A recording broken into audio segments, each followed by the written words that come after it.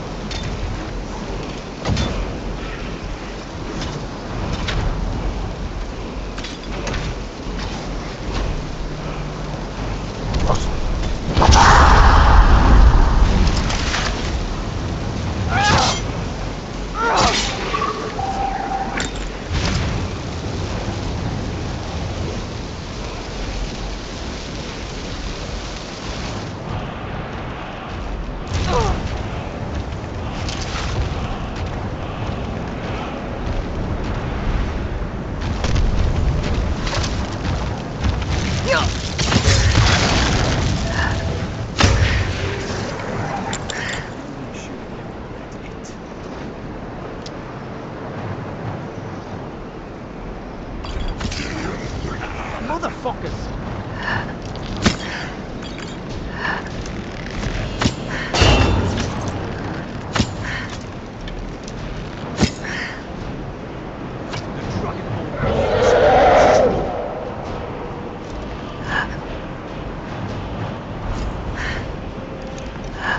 Do what I do, and if you don't like it,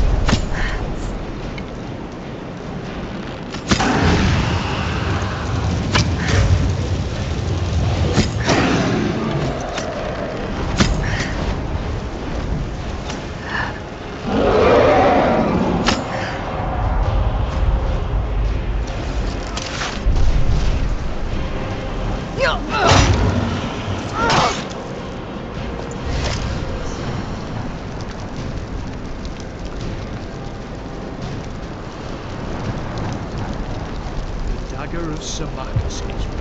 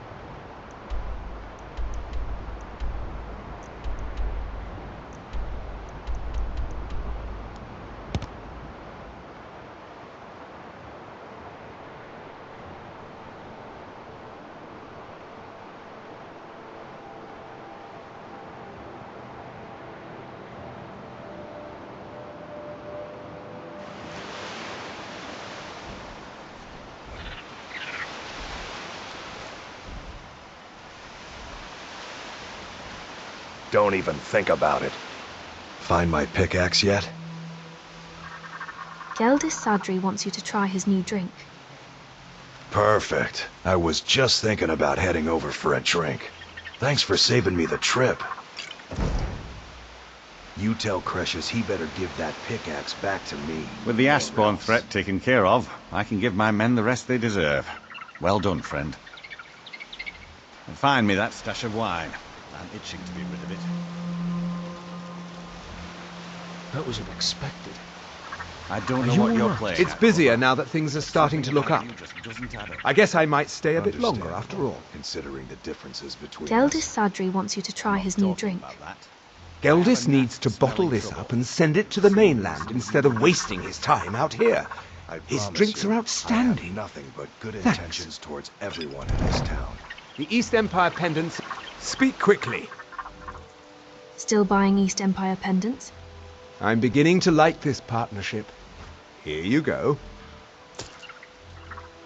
If you need any supplies, you know where to find me. Squatting isn't tolerated in the...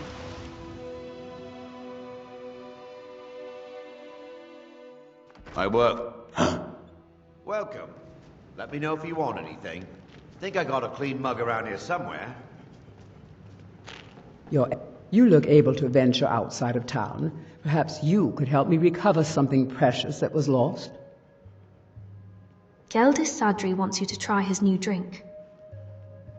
Oh, how kind. Thank Geldis for me, won't you? You mentioned that you lost something. A few months ago, I had sent an important folio to the first edition bookshop in the Imperial City to be rebound. They sent it back to me recently, but it never arrived. Was it aboard a ship? Yes, the Strident Squall, or something like that. The damn thing sunk right off the coast of Solstheim. Can you imagine? How do you know? One of the sailors survived. Poor thing crawled all the way to Raven Rock on his hands and knees. Before he died, he told the Redoran Guard about the wreck and warned us that it was going to be crawling with reavers. I'll see if I can find the book for you. Thank you. You have no idea how much it hurts losing such a precious heirloom. My husband is second counselor, so I certainly had the means to reward I have a you message if for you you. find my folio. Tell my father if he wants to speak to me, he should do it in person. Welcome to the Retching Netch Corner Club, home of the finest Sioux jammer that will ever grace your lips. I do. Thank you. Perfect. All that's left now is to go ahead and wait for the patrons to come in. As promised, here's a little something for yourself. Come back if you're feeling thirsty. I'll set you up right.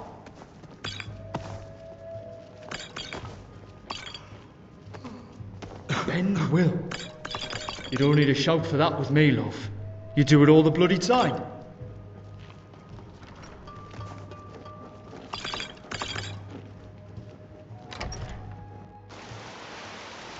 The entire island isn't covered in ash, you know. They have huge ice fields up north, and it's freezing up there.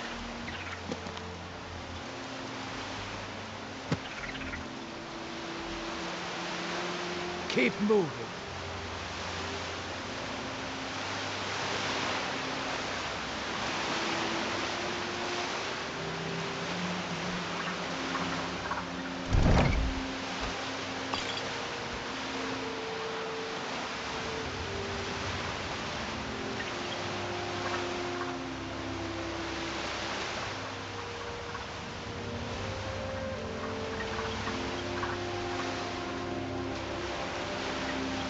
Modin Veleth, captain of the Redoran Guard, at your service. I found the Emberbrand wine stash. Good. This will help me keep things running without having to worry about a bunch of soldiers falling asleep on duty. Here, take this for your trouble.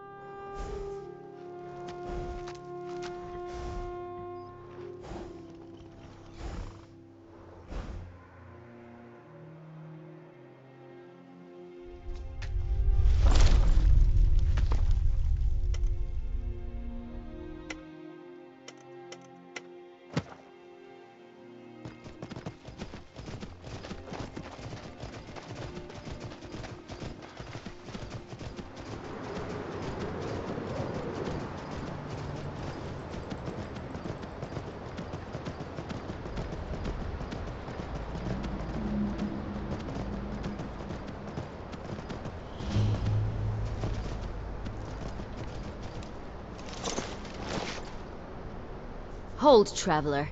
You have no business here. We mean you no harm, but be on your way.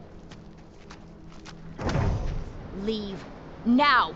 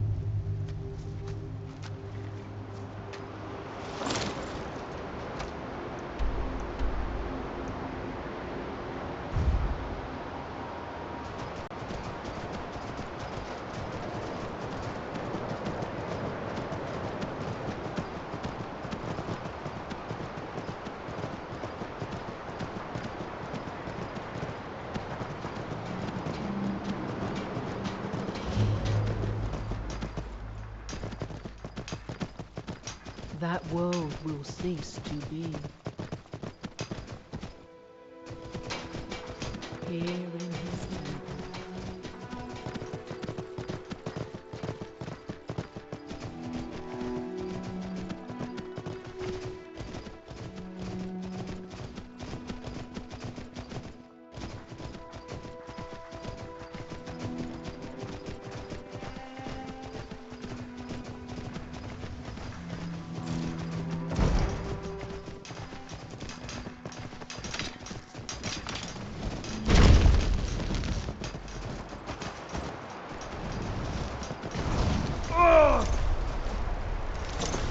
Magic won't save you.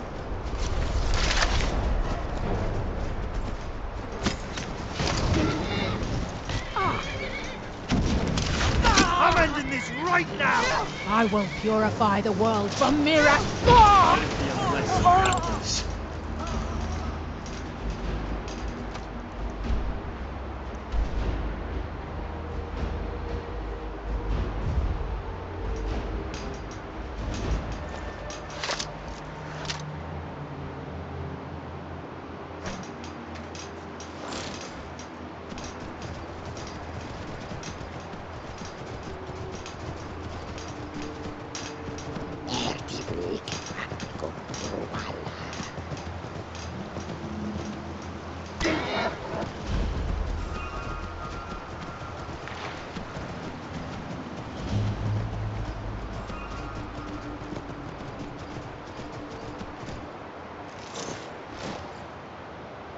You follow me. Who taught you to talk? You follow me.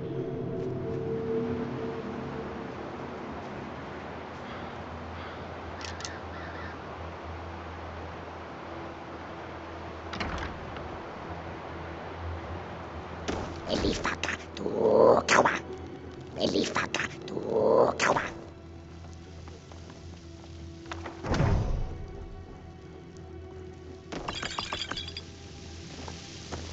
You strong, help Tribekin. Who are you? You strong, help Tribekin. How did you learn to talk? Chief smart, most Reikling dumb, but Chief smart. We family, we strong, you stronger. Are you saying you want my help? Bilgamak, run. Prize beast, run. Fool Tribekin, chase away. Bilgamak, fear. You bring he, follow you, yes.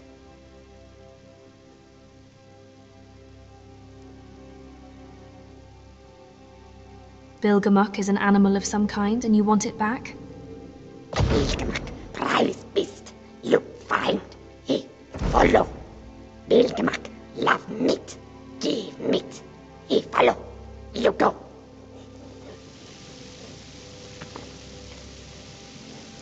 No see, Bilgamak, go. Hurrah!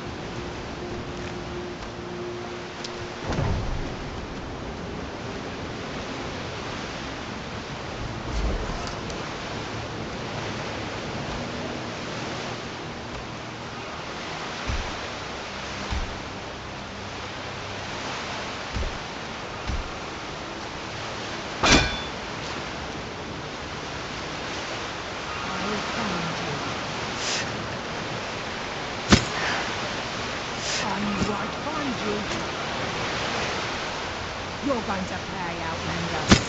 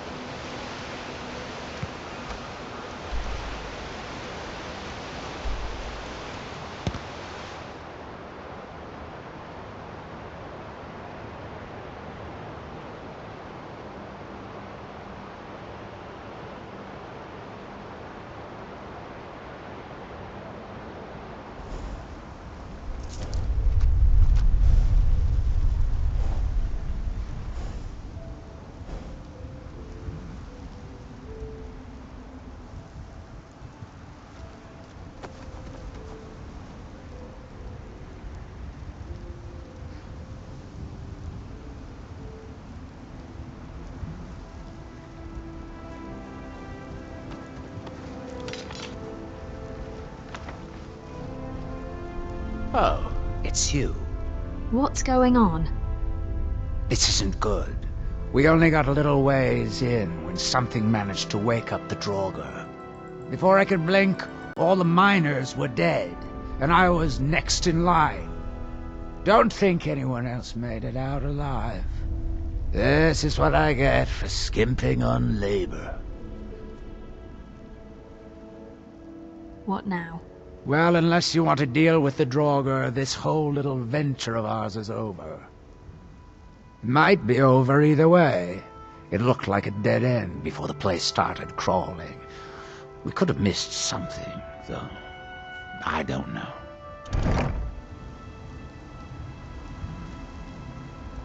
I read Hackney Deathbrand was a fearsome pirate that ruled the northern seas long ago. He would wear a set of Solstheim armor.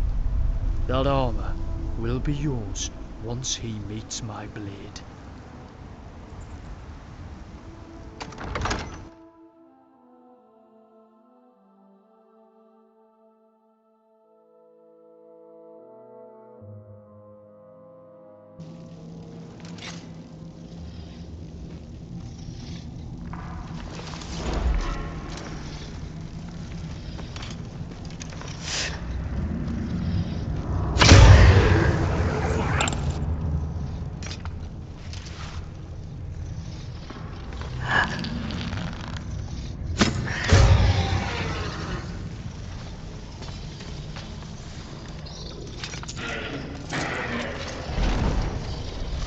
Go on.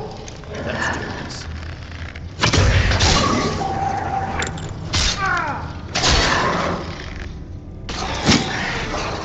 Fall to my blade.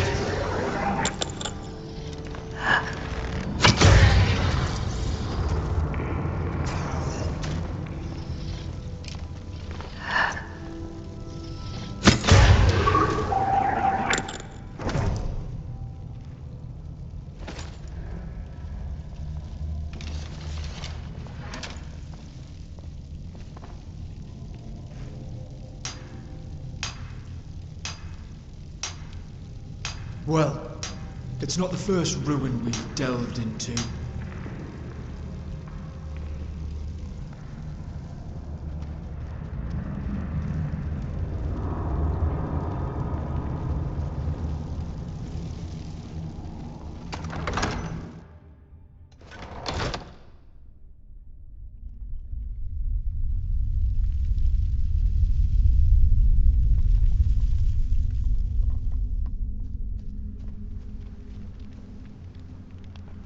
Any luck?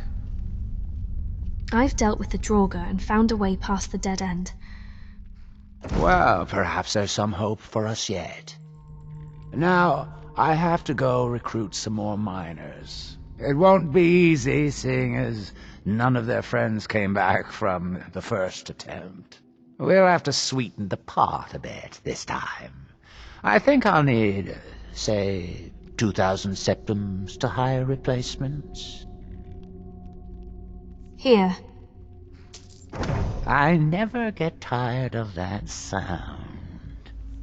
It'll take me a few days to dig up some more laborers, but swing back when you get a chance. See how we're doing.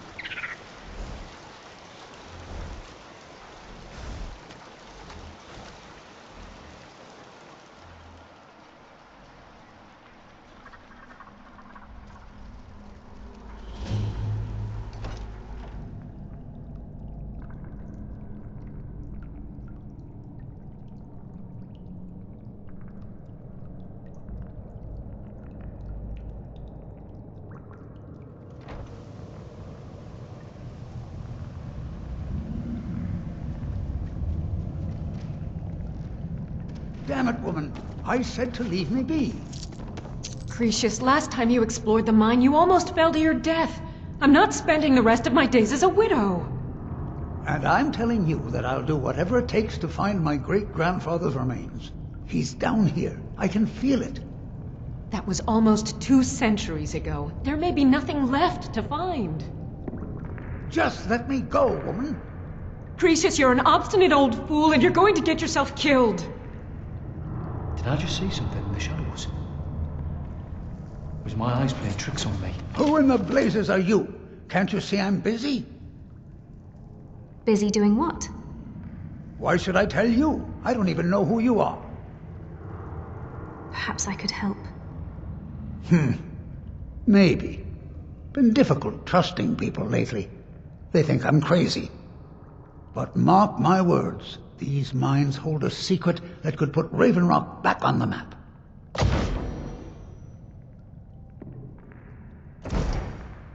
What sort of a secret would be hidden here? A secret the East Empire Company swept under the rug 2 centuries ago. It killed my great-grandfather and left Raven Rock with a worthless and tainted mine. Who was your great-grandfather? Gratian Kyrelius. He spent his entire life exploring ancient ruins across Tamriel. And he died in these very mines almost 200 years ago. How did he die? The East Empire Company called it a terrible accident, claiming that he was lost in a rockfall. But I know better.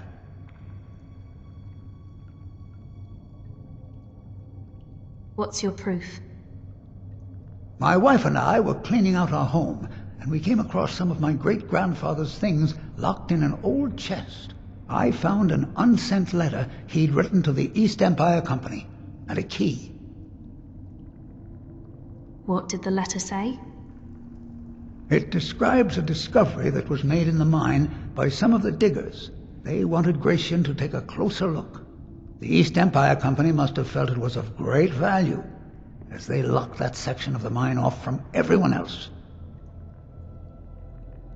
The key is to the locked section? It is. Well, I assume it is. I haven't been able to find the entrance. This is hardly proof of anything. Now you're starting to sound like everyone else. I'm telling you, there's something big down there. Something that the East Empire Company wanted to hide from everyone. Why are you telling me all of this? Look, my wife nags that I'm too old to go traipsing around these mines chasing my story. Time's my enemy. It's caught up with me before I could find the answers that I'm looking for. So you do need my help? I do. I want to know what happened to Gratian, and what the East Empire Company is keeping from all of us. Any idea of where to start? Gratian kept a journal of notes about his discoveries. If you can find his remains, I'm hoping it will help. Here's everything I have. The letter, the key. Please, do this for me, so I can finally regain the respect that I've lost. Are you sure Gratian's death wasn't an accident? Look, I know I don't have much to go on. I have that unsent letter, and that's really it. But I also have a miner's instinct that's run in my family from before Gratian was even born. I may sound like a crazy old man to you, but I'm telling you, the tunnels here are solid. They would never collapse like that. Why were you arguing with Aethia? She thinks that old age has addled my mind, that I'm seeing things when there's nothing to be seen. I realize she cares about me, but she has to understand that I can't rest until I find out what happened to Gratian. What if she's right and I don't find anything? Then I'll settle down peacefully and never set foot in this mine again. I've been waiting for this moment for a long time, even before I discovered Gratian's old things. I just hope both of you don't mistake my enthusiasm for insanity. Glover wants his ancient Nordic pickaxe back. The damn fool doesn't even deserve to have it. The pickaxe was made for mining, not selling. I'll bet he stole it from the Skald in the first place. It doesn't belong to you. Oh, very well. Here, tell him I hope he drops the thing on his foot. Be careful down there. The mine can be treacherous. If the East Empire Company is involved in the killing of this man, we need to watch ourselves. Brynjar told me they control the trade of many Morrowind products, and some of their officers are corrupt. I hope we can find Gratian's journal and bring this man closure.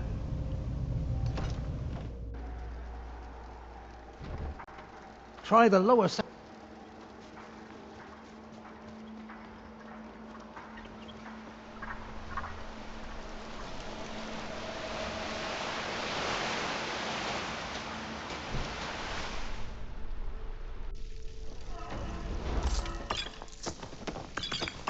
Find my pickaxe yet? I have your ancient Nordic pickaxe. So, you finally tracked down old Cretius, eh? Quite a character, isn't he? Tell you what, since you went through all the trouble of finding it for me and all, you keep it. After all that, why? I just wanted to remind that codger you can't just go around taking things from other people. Now that you've delivered the message, I'm satisfied. Besides, that pickaxe hasn't done me any good in years. Maybe you can put it to good use. Bring your weapons and armor to me. I'll fix it up right.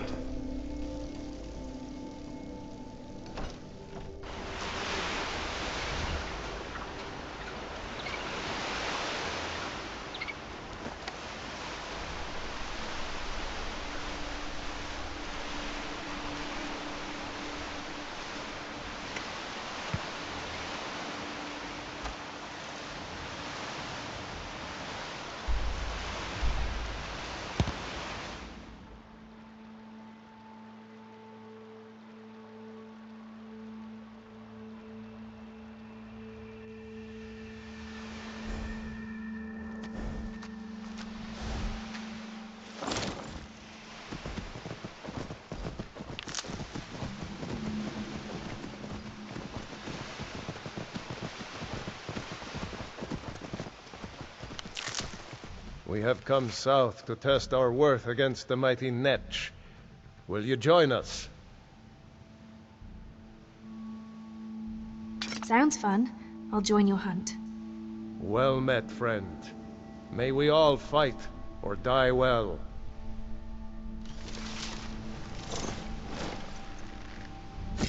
Come on! Come on!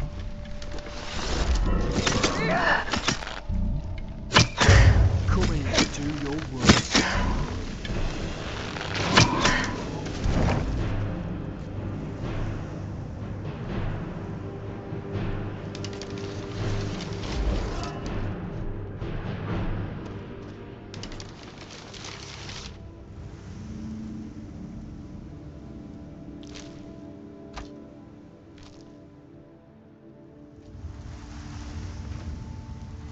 Our victory will bring meat and bones to our people, and glory to our families.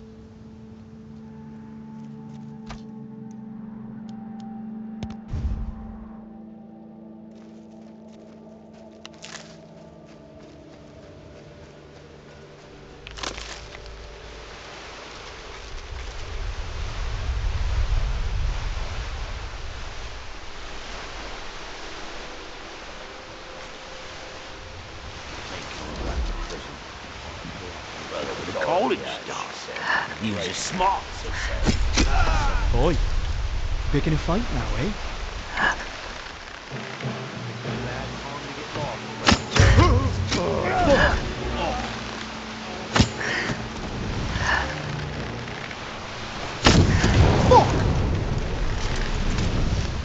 I'm gonna Swear to fuck! Give up! You'll regret crossing the Outlander.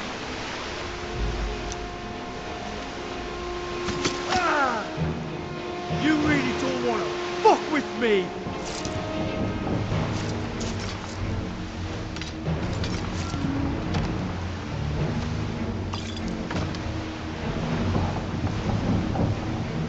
Don't fight back, and I promise I'll kill you quickly.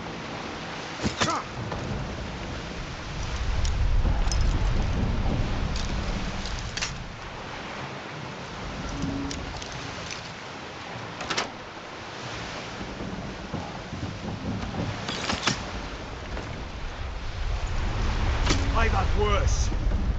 Damn it! Shut the fuck up!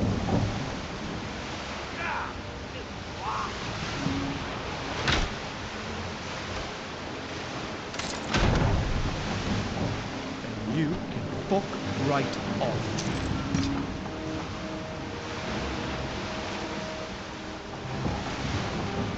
Do you want some more?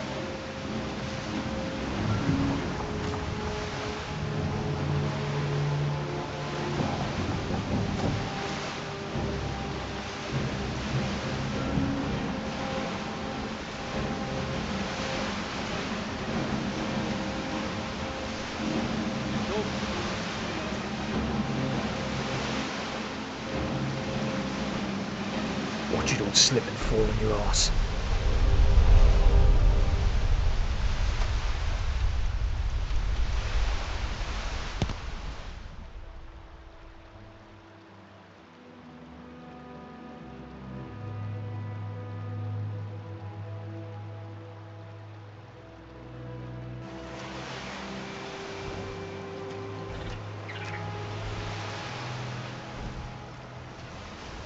If you witness suspicious activity, report it to Captain Velen immediately.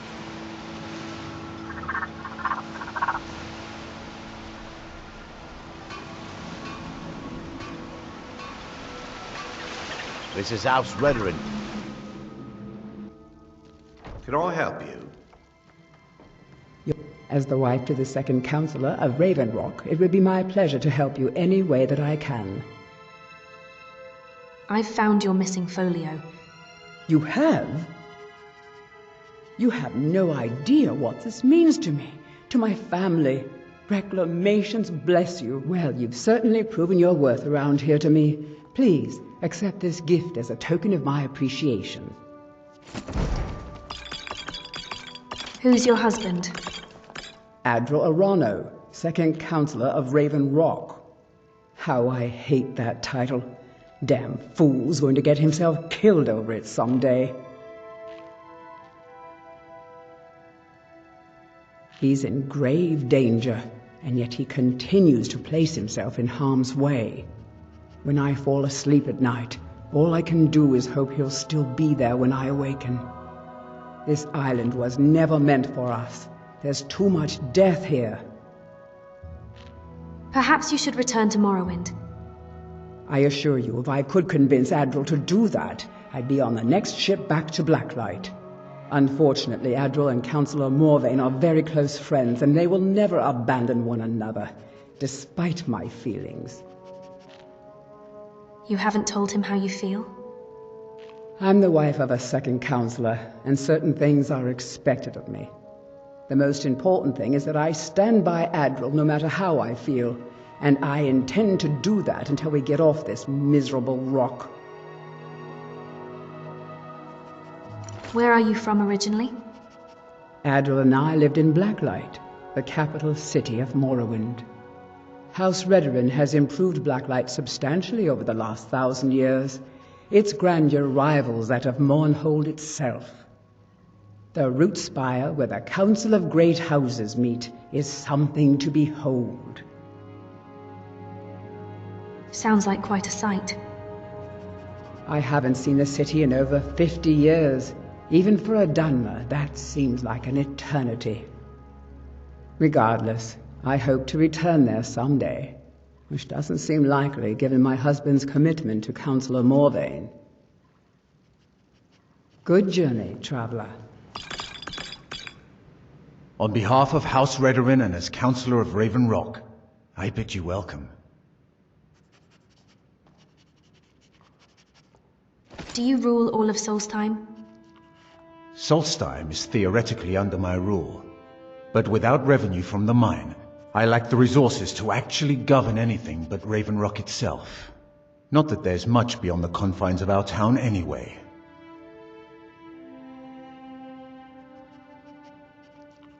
Well, there's a small enclave of Nords to the north in Skal Village. They pretty much keep to themselves, and we both like it that way. Then there's Tel Mithrin to the east. The Telvanni live out there. Sort of a strange lot. But since we're both from Morrowind, we get along. Other than that, Solstheim is crawling with bandits and Reiklings. But that's to be expected living in a frontier like this. What happened to the mine? It used to be one of the richest ebony mines in Morrowind, but it dried out years ago. Now, we're barely holding out here. Without the mine, Raven Rock doesn't feel like it can last much longer. What is House Redorin? You've never heard of House Redorin? We're the mightiest of the great houses, and we lead the council, the ruling body of Morrowind. Council? You mean there's no Jarl? This isn't Skyrim, Outlander. A group of powerful and influential Dunmer families have been ruling Morrowind for millennia. They embody a council made up of 5 great houses: Telvanni, Dres, Indoril, Sadras, and Redorin. But you said Redorin leads the council. Well, of course. With 4 other houses on the council, someone has to keep the rabble organized. Our house leads the council by virtue of our preeminence in battle, wisdom, and ancestral glory. Sounds rather complicated. Yes, I imagine it would to someone not of our people. If you're interested in pursuing the subject, help yourself to any of the historical volumes in my library. My doors are open if you wish to discuss matters involving Raven Rock. Assisting the Redoran Guard with the Ash Spawn attacks has earned you quite the reputation here. Keep it up. I appreciate the help you've been giving us.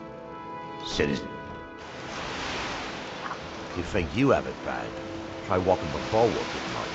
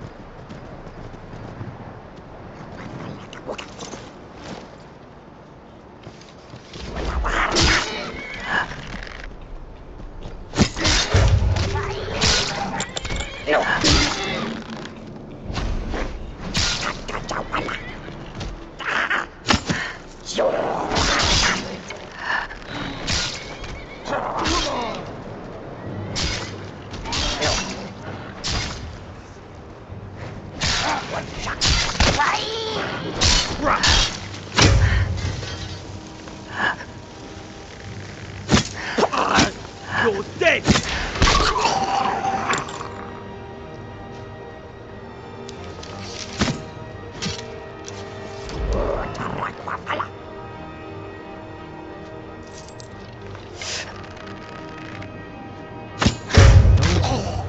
Catch your breath. Have a sip of water, and maybe I can steal a victory kiss or two, eh?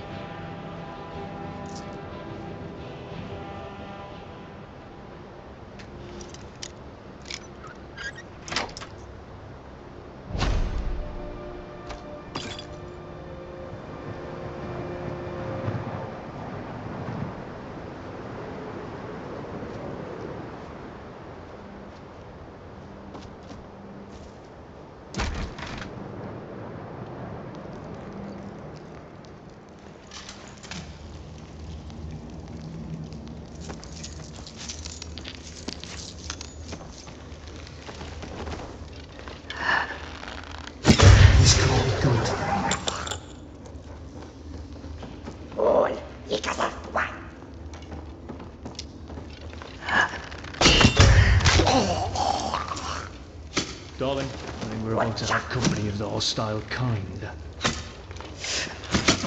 Good bloody job.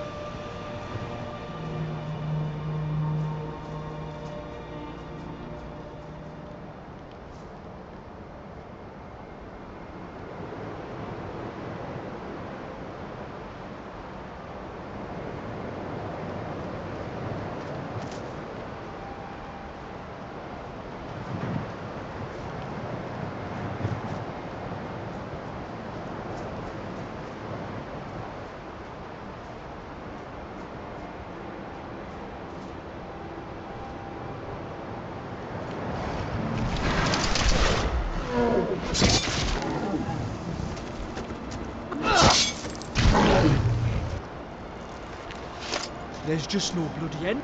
Let's do this. I was just doing what I do best.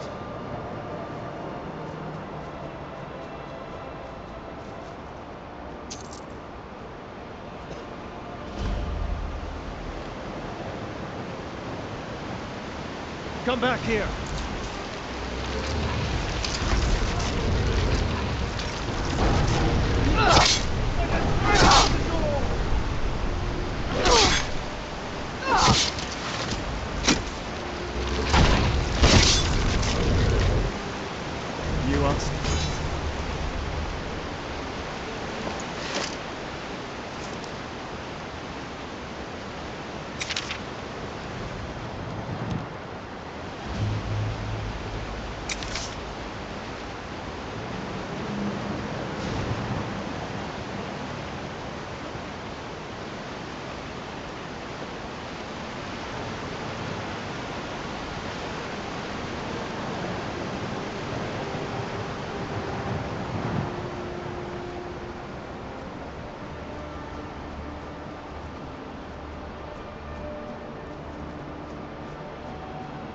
You look tired, little dragon. Let's take it things.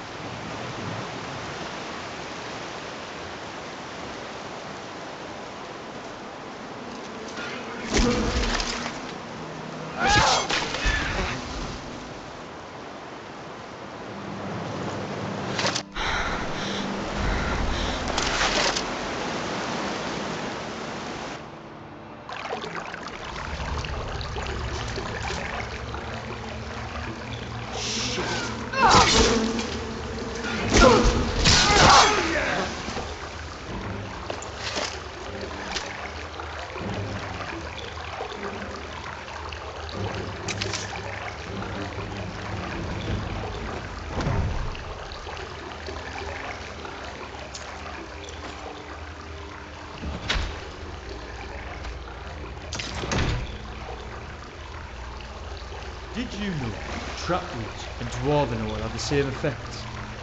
See, I know a bit of alchemy myself. Just don't ask me to enchant anything.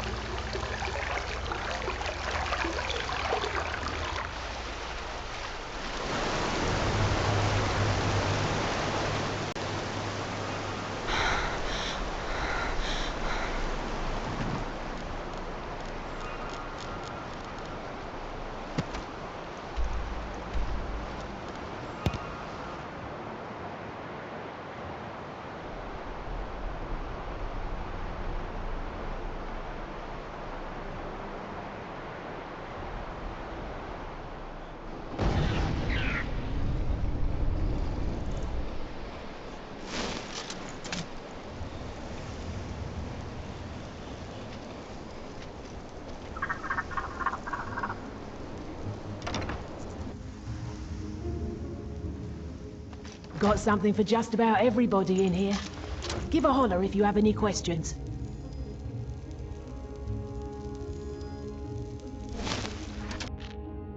Damn that man. He's being totally unreasonable. I have the 3 soaked taproots. Truly? Well done. I'll just keep 2 of them for myself. No need for Neloth to know. Take that last taproot and plant it into the wall of the withered house. Mafala cloak you.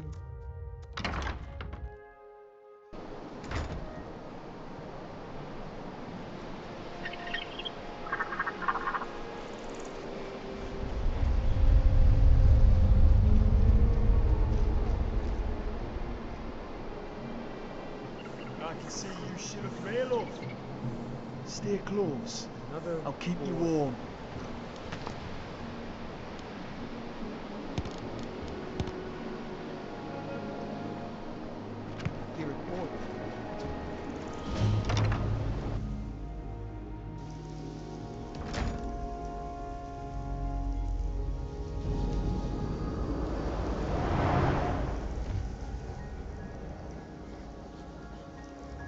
You again?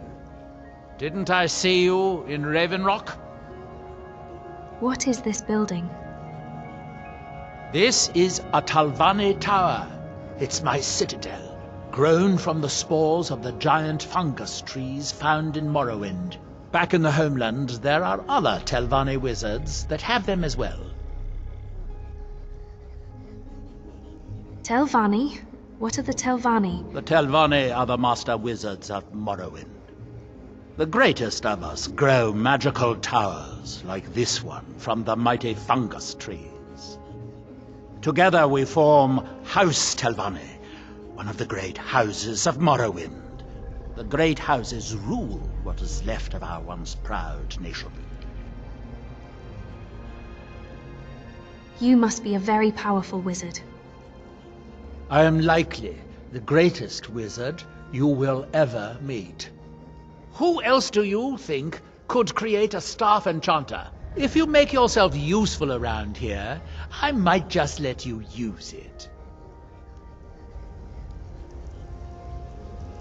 Have you seen Verona? I'm hungry. No, I haven't seen Verona. Well, find her. Tell her I want apple cabbage stew with some canis root tea. Of course, Master Neloth, as you command. Finally, someone who recognizes my importance around here. Elinia said you needed these taproots.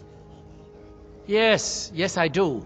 But they are for her to use, to repair my withered tower. I'm too busy to deal with this right now. Go, take them to her. Can I help with your research?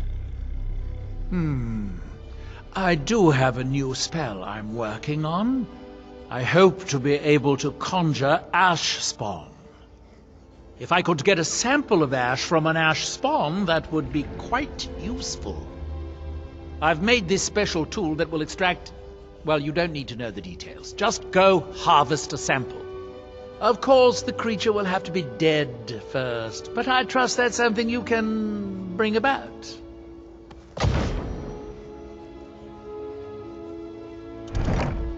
Now, where did I put... Oh, yeah.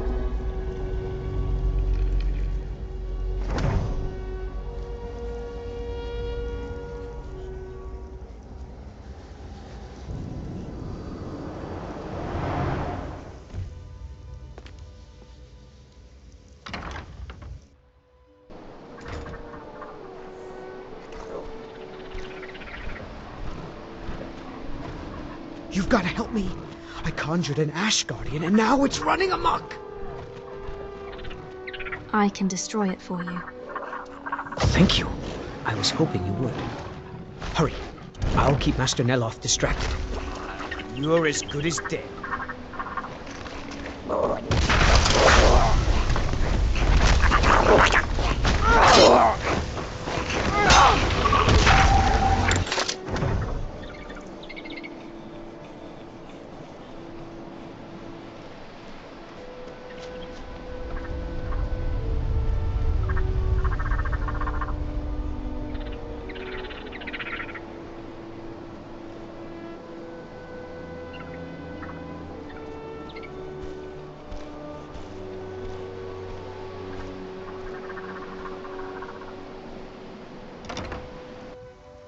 Got something for just about everybody in here.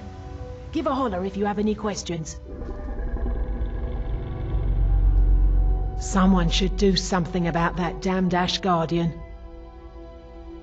The soaked taproot is planted. Good. Now maybe Neloth will get off my back about it. I suppose you think you should get paid for helping an old woman.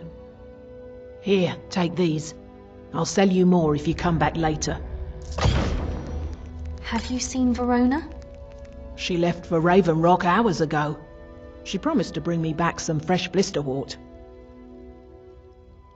Verona goes to Raven Rock all the time. I'm sure she's fine.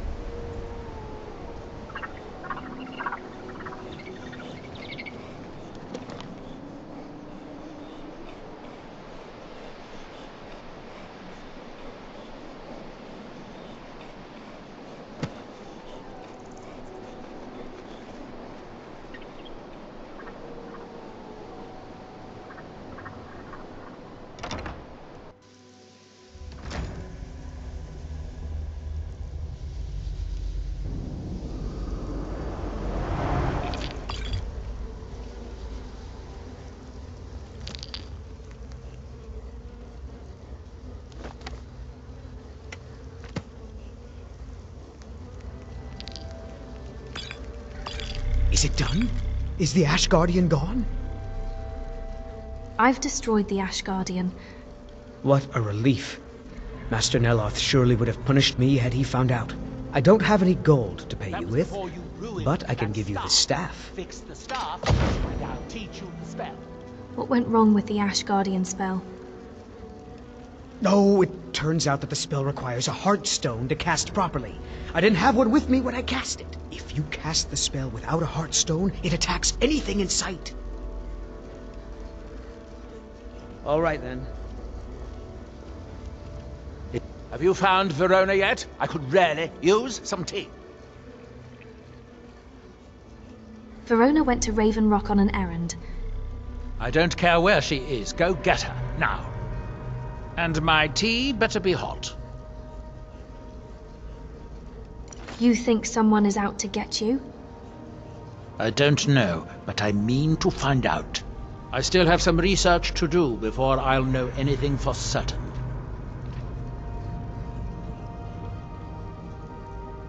Now, where did I put... Oh, yeah.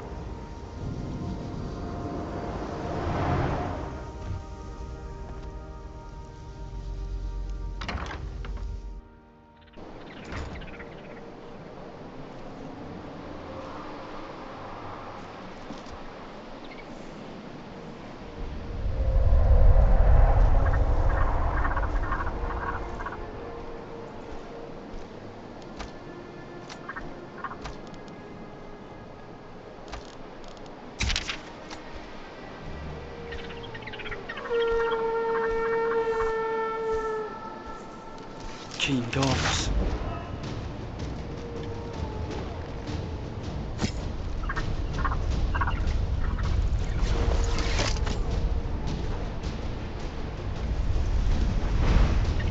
Die, dragon!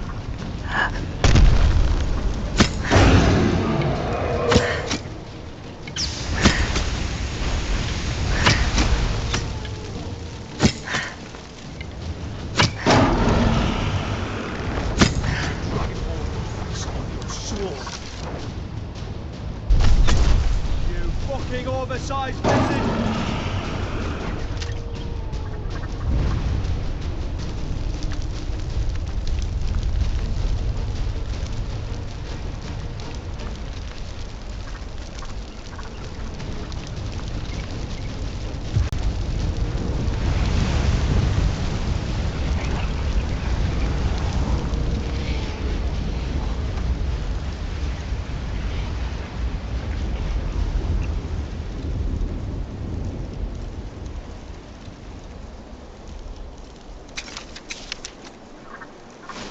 Sometimes after seeing you dead, I almost feel envious.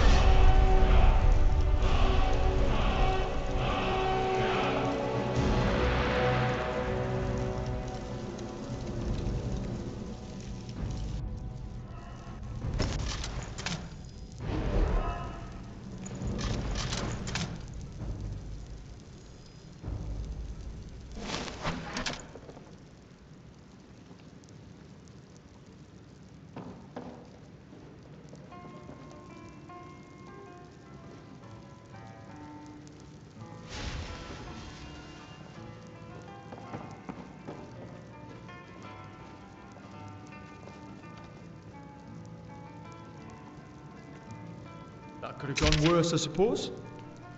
At least no one got hurt, and Salvas learned a valuable lesson. Not to conjure things he can't handle.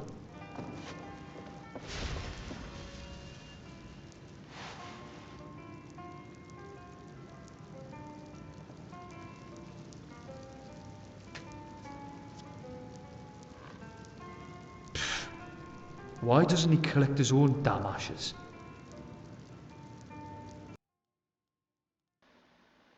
Gratian's letter. Gratian, I would appreciate it if you could help us with the situation we've encountered on Raven Rock. It seems that the miners here have stumbled across some sort of ruins under the surface near Shaft 3, and we need your expertise to take a look. I could send someone else if you're busy, but I figured you'd want to go since I seem to recall that you're originally from Solstheim. Let us know if you make any progress. Rondellis Thundarian, East Empire Company, Imperial City, Cyrodiil.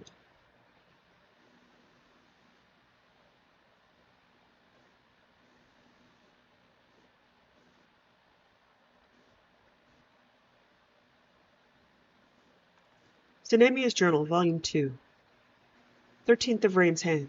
In honor of the Iliac Bay's Day of the Dead, I made a visit into Valthoom with a few others to pay our respects to the dead. The tomb was in rather bad disrepair, and I found a few chambers that were completely collapsed. I'd like to, at some point, come back and dig out those chambers so the relatives of the dead might be able to move more easily and visit their ancestors.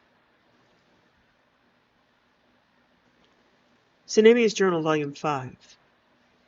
5th of Frostfall. I have no idea what has happened. We were traveling along the road and were jumped by bandits near Pine Moon Cave. I managed to fight them off, enough to slip away. We fled south some distance and happened upon an area of standing stone arches with rubble at the center. Granted, we had no time to investigate it, as the bandits were still hot in pursuit, but I have made note of it, and plan to return here at some point to investigate. Stenemia's Journal, Volume 6. I've searched far and wide for the mythical snow-elven reliquary of riches and knowledge known only as the Phantasmal Chest.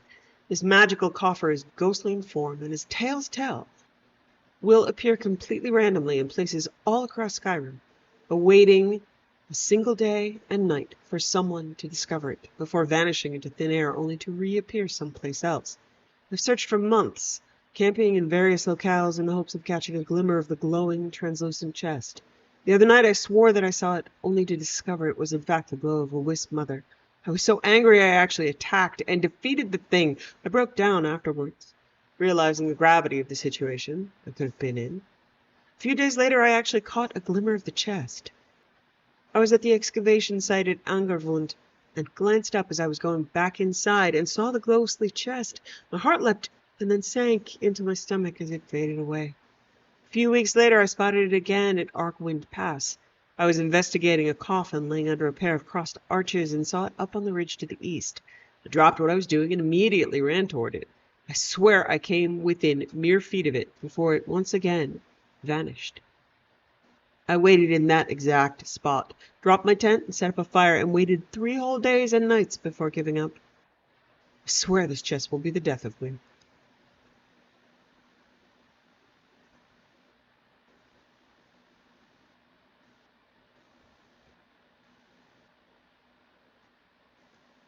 Picky's Journal. Dwemer Research Notes by Michelin Picky Waltville. 8th of 2nd Seed. Today I finally made a breakthrough on my research into Dwemer skyships.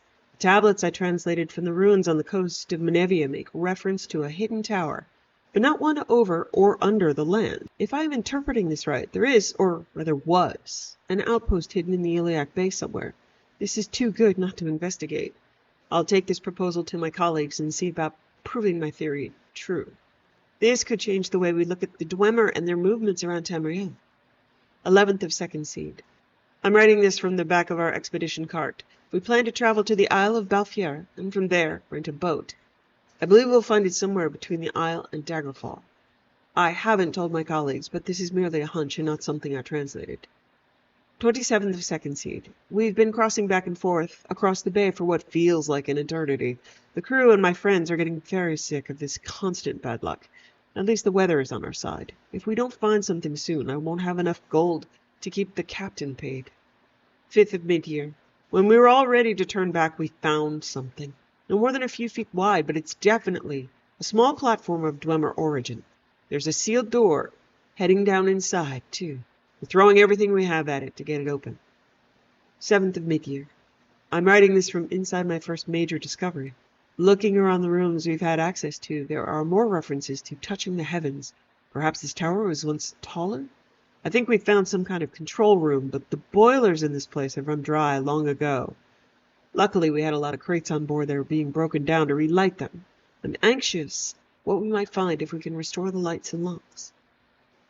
8th of Mid-Year. What a discovery! The boiler's lit and the control room shows us a map with a number of markers on it. Could these be dormant Dwemer airships? 9th of Mid-Year. Most of these possible airships are way too far into the ocean to find. I wonder if it was deliberate.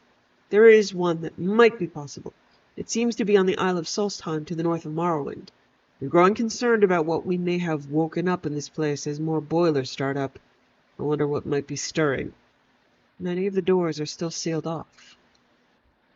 Many of the following pages are stuck together. It looks like it got very wet. 13th of Mid-Year. They're dead. All of them. I was the only one to make it out. A booming voice and then water everywhere. I was lucky to be near the hatch when it started. If I can find the airship, maybe I'll make their sacrifice worthwhile. If not, I have part of the device that showed us the map. Holding it allowed me to see the airship on Solstheim. 29th of Mid-Year. It was an uneventful voyage, but I made it to Solstheim. The locals of Raven Rock warned me about leaving the safety of their walls, but I'm so close now. When I sleep here, I hear whispers, too quiet to make anything out, but something isn't right with this place. 2nd of Sun's Height. I'm here. It's buried in the glacier, I assume from a crash landing. The local Reiklings didn't want to let me close, but I got past them and sealed myself on the lower deck. One of their spears grazed me. It looks to be just a flesh wound. I think I've found the device that links to my artifact. I've taken to calling it a beacon, as that seems to be its intended function. 4th of Sun's Height. That spear must have been poison or something. My wound isn't healing, and I feel my strength fading. I wouldn't make it past the Reiklings again. I hear them scraping about above me. It's so cold. I can't reach the ice blocking the way to the other device. Studying it from a distance is the best I can do. I found that when I hold the beacon, I have control over the airship's engines, but this is no help to me now. This ship has been crashed out on the cold for a very long time. 5th of Sun's Height. I have to do something to keep warm. The beacon itself doesn't seem to get cold. I'm trying to tap into its power source to warm myself up. My vision is blurry and my limbs are sloppy and numb. If I don't make it, I hope one day someone finds me here and can share my discovery. I'm going to try removing the gem from the center of the beacon. It seems to be the power source.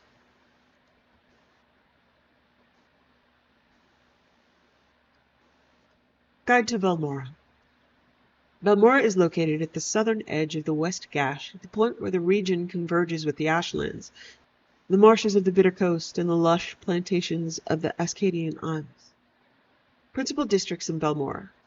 Balmora is the district seat of House Hlalu, and the largest settlement on Vardenfell after Vivec City.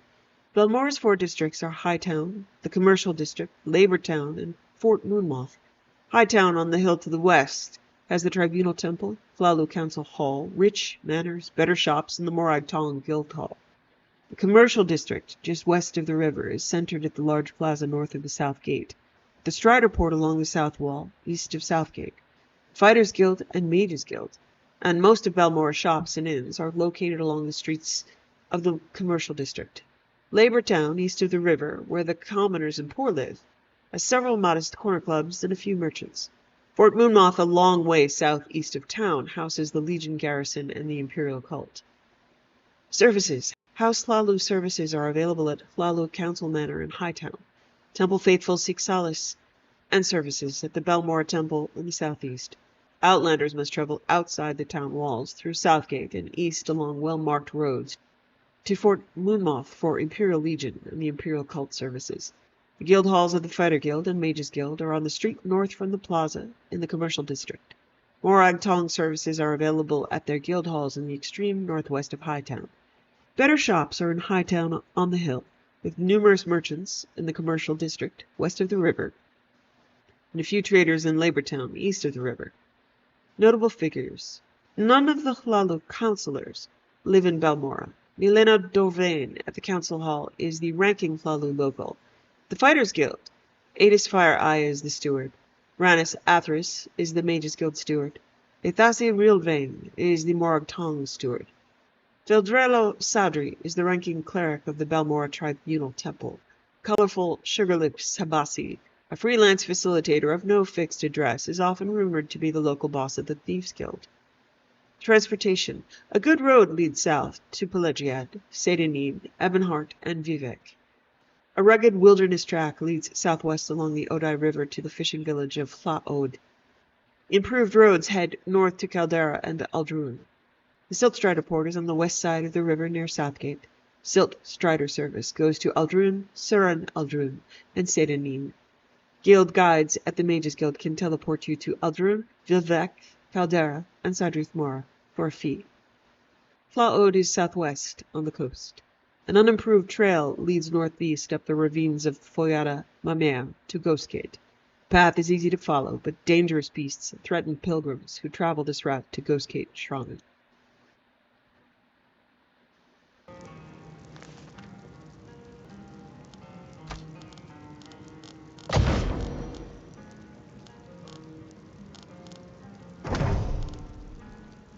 Azadal's Descent by Howland Greycloak, the tale of a powerful enchanter's descent into madness.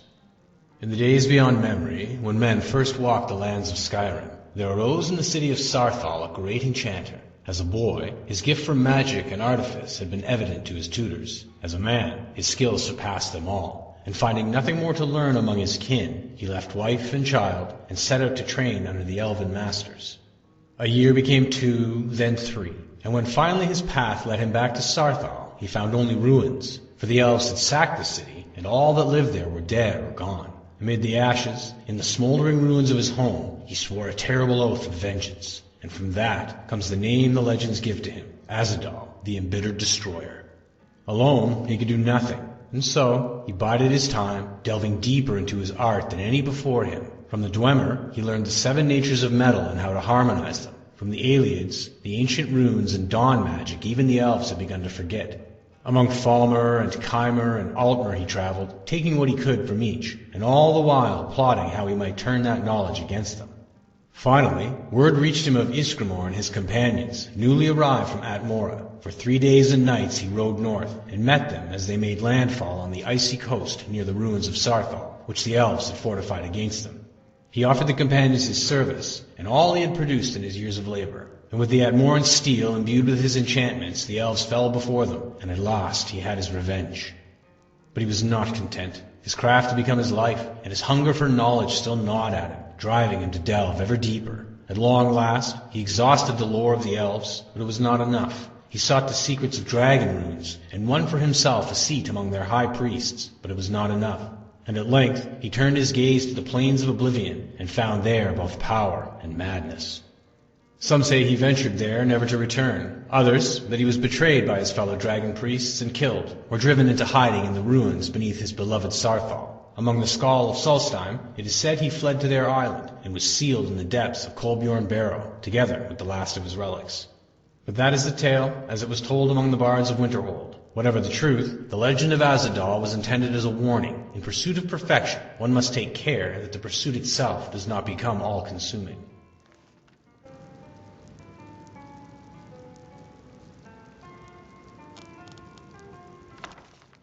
Bone, Part 1, by Tavi Dromio. Part 1 of the invention of bone mold armor.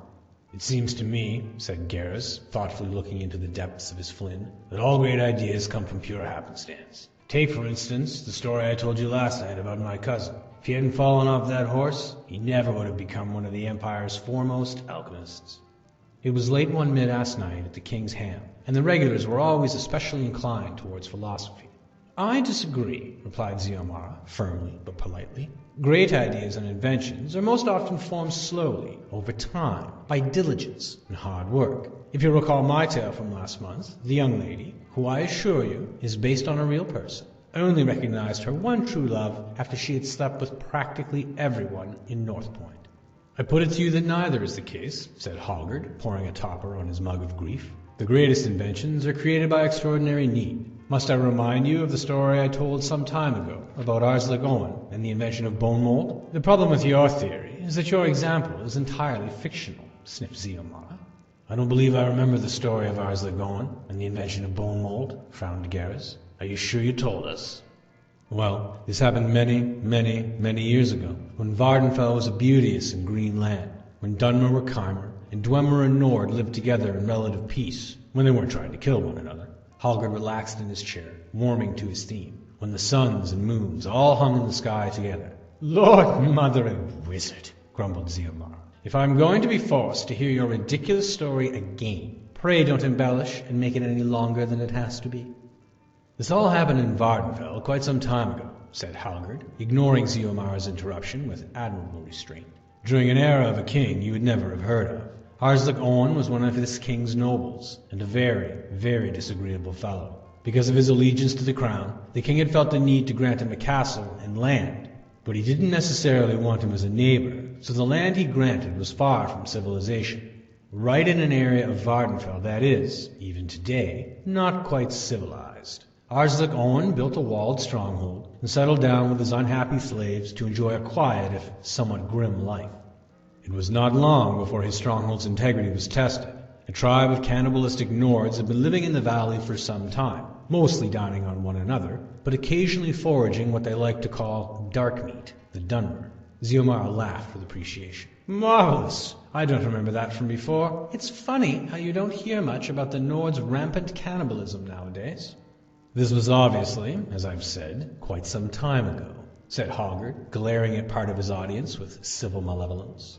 And things were in many ways quite different. These cannibalistic Nords began attacking Arslik Owen's slaves in the fields, and then slowly grew bolder, until they held the very stronghold itself under siege. They were quite a fearsome sight, you can imagine. A horde of wild-eyed men and women, with dagger-like teeth, filed to tear flesh, wielding massive clubs, cloaked only in the skins of their victims. Arslik Owen assumed that if he ignored them, they'd just go away. Unfortunately, the first thing that the Nords did was to poison the stream that carried water into the walled stronghold. All the livestock and most of the slaves died very quickly before this was discovered. There was no hope of rescue, at least for several months, when the king's emissaries would come reluctantly to visit the disagreeable vassal. The next closest source of water was on the other side of the hill, and so Arslik Owen sent 3 of his slaves with empty jugs to bring some back. They were beaten with clubs and eaten before they were a few feet outside the stronghold gates. The next group he sent through, he gave sticks to defend themselves. They made it a few feet farther, but were also overwhelmed, beaten, and devoured. It was obvious that better personal defense was required. Arslik Owen went to talk to his armorer, one of his few slaves with specific talents and duties. The slaves need armor if they're going to make it to the river and back, he said. Collect every scrap of steel and iron you can find. Every hinge, knife, ring, cup, everything that isn't needed to keep the walls sturdy. Smelt it, and give me the most and the best armor you can, very, very quickly. The armorer, whose name was Gorkith, was used to Arslik Owen's demands, and knew that there could be no compromise on the quality and quantity of the armor, or the speed at which he worked. He labored for 30 hours without a break, and, recall, without any water to slake his thirst, as he struggled with the kiln and anvil, until finally he had 6 suits of mixed metal armor. 6 slaves were chosen, clad in the armor, and sent with jars to collect river water. At first, the mission progressed well. The Nord attacked the armored slaves with their clubs, but they continued their march forward, warding off the blows. Gradually, however, the slaves seemed to be walking uncertainly, dazed by the endless barrage. Eventually, one by one, they fell. The armor was peeled from their bodies, and they were eaten. "The slaves couldn't move quickly enough in that heavy armor you made," said Arslik Owen to Gorkith. "I need you to collect all the cadavers of the poisoned livestock, strip their skin, and give me the most and the best leather armor you can, very, very quickly." Gorkith did as he was told, though it was a particularly repulsive task given the rancid state of the livestock. Normally, it takes quite a time to treat and cure leather, so I understand, but Gorkith worked at it tirelessly, and in half a day he had 12 suits of leather armor. 12 slaves were chosen, clad in the armor, and sent with jars to collect river water. They progressed, at first, much better than the earlier expedition. 2 fell almost immediately, but the others had some luck outmaneuvering their assailants while deflecting an occasional blow of the club. Several got to the river, 3 were able to fill up their jars, and 1 fellow very nearly made it back to the stronghold gates. Alas, he fell and was eaten. The Nords possessed a remarkably healthy appetite. "What we need, before I completely run out of slaves," said Arslik Owen thoughtfully to Gorkith, "is an armor sturdier than leather, but lighter than metal." The armorer had already considered that, and taken stock of the materials available. He had thought about doing something with stone or wood, but there were practical problems with demolishing more of the stronghold. The next most prevalent stuff present in the stronghold was skinned dead bodies, hunks of muscle, fat, blood, and bone. For 6 hours, he toiled relentlessly until he produced 18 suits of bone mold, the first ones ever created. Arslik Owen was somewhat dubious at the sight and smell, but he was very thirsty and willing to sacrifice another 18 slaves if necessary. "Might I suggest," Gorkith queried tremulously, "having the slaves practice moving about in the armor, here in the courtyard, before sending them to face the Nords?" Arslik Owen coolly allowed it, and for a few hours the slaves wandered about the stronghold courtyard in their suits of bone mold. They grew used to the give of the joints, the rigidity of the backplate, the weight pushed onto their shoulders and hips. They discovered how to plant their feet slightly askew to keep their balance steady, how to quickly turn, pivoting without falling down, how to break into a run and stop quickly. By the time they were sent out of the castle gates, they were easily very nearly almost amateurs in the use of their medium-weight armor. 17 of them were killed and eaten, but 1 made it back with a jar of water. "It's perfect nonsense," said Ziomara, "but my point is still valid even so. Like all great inventors, even in fiction, the armorer worked diligently to create the bone mold." "I think there was a good deal of happenstance as well," frowned Garrus, "but it is an appalling story. I wish you hadn't told me." "If you think that's appalling," grinned Hallgerd, "you should hear what happened next."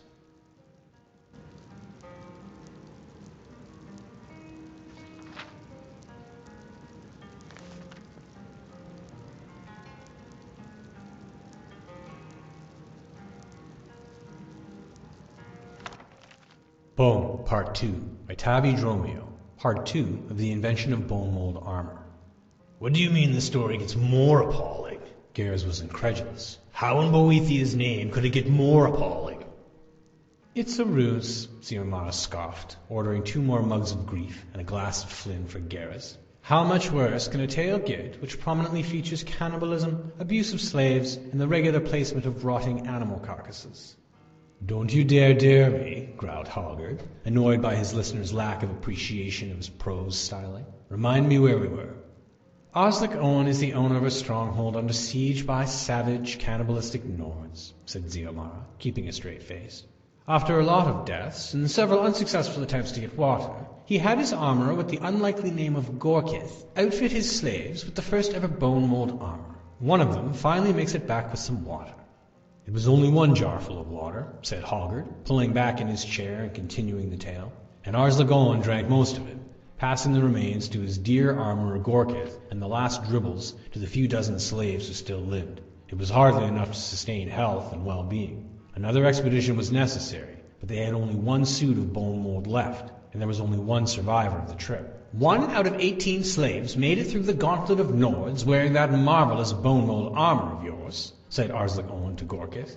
And 1 can only carry back enough water for 1. Therefore, mathematically, as we have, continuing you and me, 56 remaining people at the stronghold, we need another 54. Since we already have 1, you only need to make 53 to make the total. That way, 3 will make it back, with enough water for you and me and whoever's in the best condition to partake. I don't know what we'll do after that, but if we wait, we won't have enough slaves to fetch even a couple days' worth of water. I understand, whimpered Gorkith, but how am I going to make the armor? I used all the livestock bones to make the first batch of bone mold. Arslan Owen gave an order, which Gorkith fearfully complied with. In 18 hours. What do you mean? Arslan Owen gave an order, which Gorkith fearfully complied with, asked Ziomara. What was the order? All will be clear, smiled Hallgerd. I have to choose what to reveal and what to conceal. Such is the way of the tale-teller. In 18 hours, Gorkith had 53 suits of bone mail, said Hallgerd, continuing, not really minding the interruption, prepared for the slaves. Without prompting, he ordered the slaves to practice using the armor, and even allowed them more training time than their predecessors. They not only learned how to move and stop quickly in bone mold, but how to adjust their peripheral vision to see a blow before it came, and to sway to dodge, and where the sturdiest reinforcement points on the arm were, the center of the chest, and the abdomen, and how to position themselves to take blows there, against their natural instincts. The slaves even had time for a mock battle before being sent out among the cannibals. The slaves handled themselves admirably. Very few, just 15 slaves, were killed and eaten outright. Only 10 were killed and eaten when they reached the river. That was when things did not go according to Arslan Owen's plans. 21 slaves with jars of water took off for the hills. Only 8 returned to the castle, largely because they were blocked by the cannibal Nords. It was a larger percentage than he had anticipated surviving, but Arslan Owen felt righteous indignation at the paucity of loyalty. Are you absolutely certain you wouldn't rather flee? He hollered from the battlements. Finally, he allowed the survivors in. 3 had been killed waiting for the gate to open. 2 more died almost upon stepping into the courtyard. One was delirious, walking around in circles, laughing and dancing before suddenly collapsing. That meant 5 jars of water for 4 people, the 2 surviving slaves, Arslan Owen and Gorkith. As the lord of the manor, Arslan Owen took the extra jar, but he was democratic with the others. You're quite correct, frowned Garrus. This story is getting more and more appalling. Oh, just wait, smiled Hallgerd. The next morning, Hallgerd continued, Arslan Owen awoke to a perfectly still and quiet stronghold.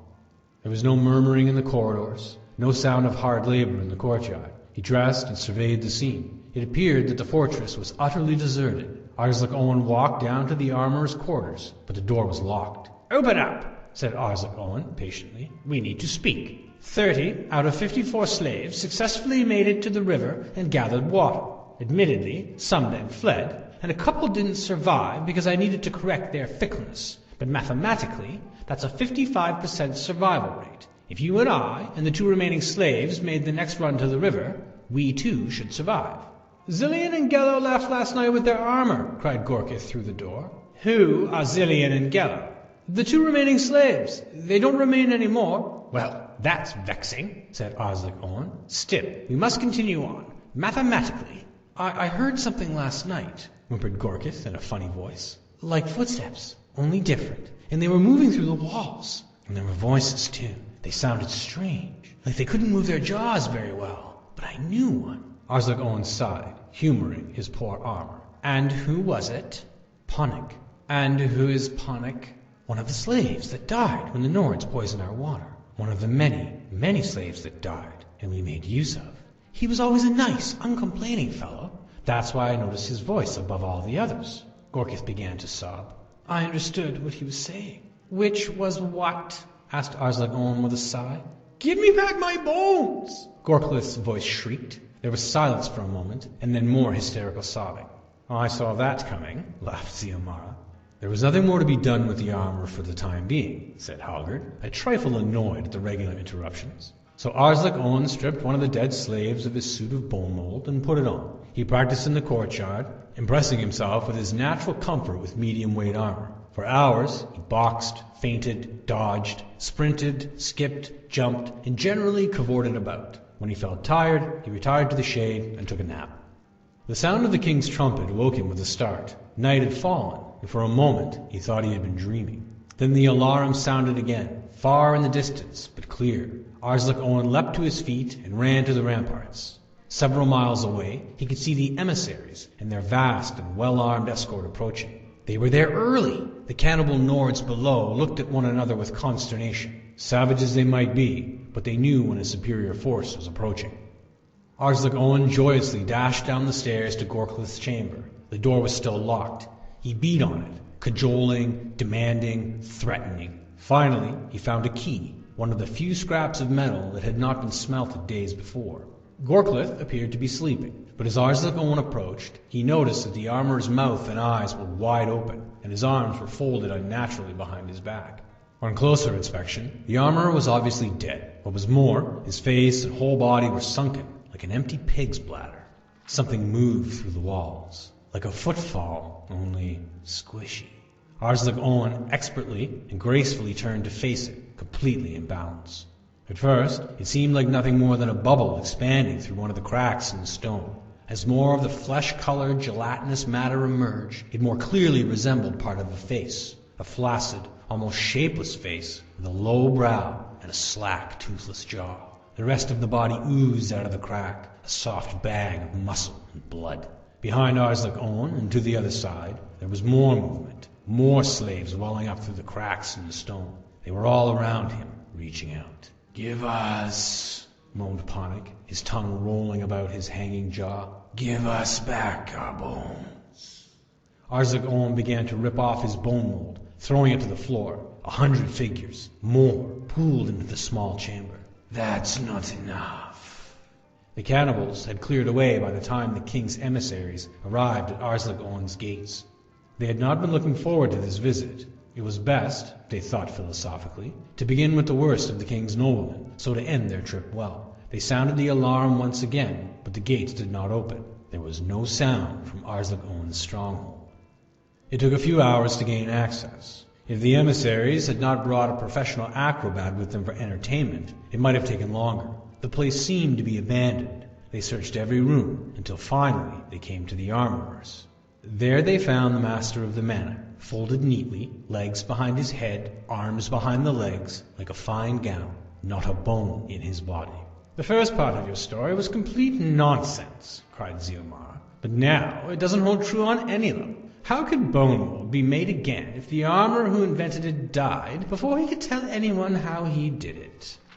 "I said that this was the first time it was created, not the first time people learned the craft." "And when did someone first teach someone else this craft?" asked Garrus. "That, my friends," replied Halgard with a sinister smile, "is a tale for another night."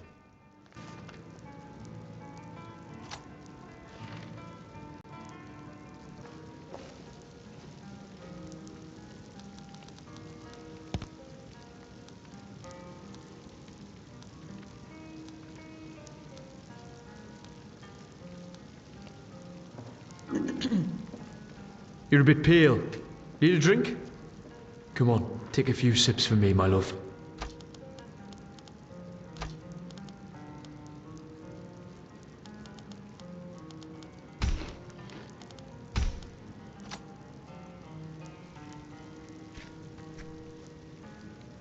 I like... Yeah.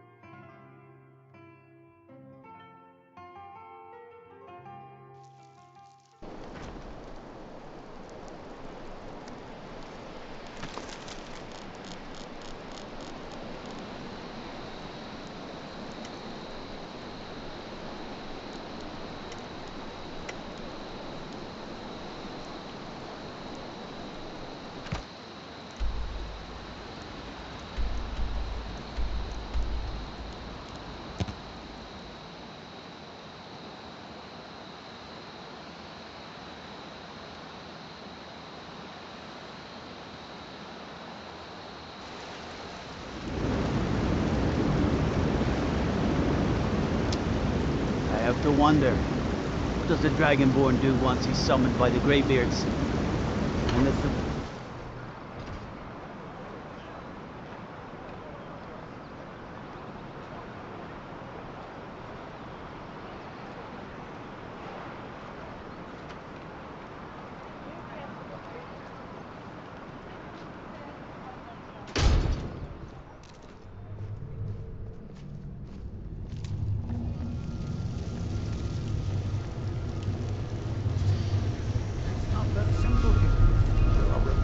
Forsworn here in the city.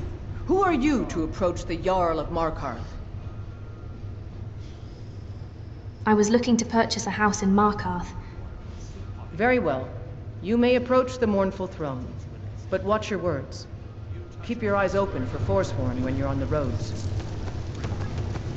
Madanak has been found to be the true murderer of Markarth. On behalf of the city, I apologize for your wrongful imprisonment. I'd like to purchase a home in your city. I don't know you, and I don't sell what precious property we have to outsiders. But if you're willing to work, and you prove to be reliable, I might deem you worthy to live here. My steward will handle things from there. If you'll excuse me, I have a city to run. I'm Igmund's uncle, as well as his steward. I'm looking for work. Got any leads? The Jarl has put out a bounty on Forsworn. Here, take a look at this decree for details. I have letters to read.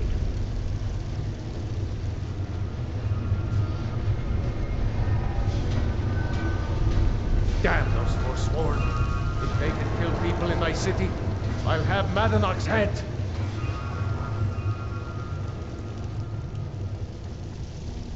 I'd be a lot warmer and a lot happier with a belly full of mead.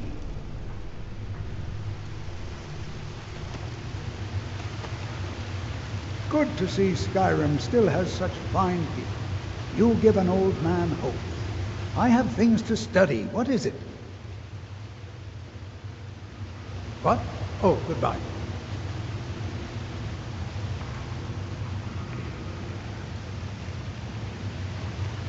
Markarth, the city of storm. Watch yourself on the steps. It's easy to slip and fall here.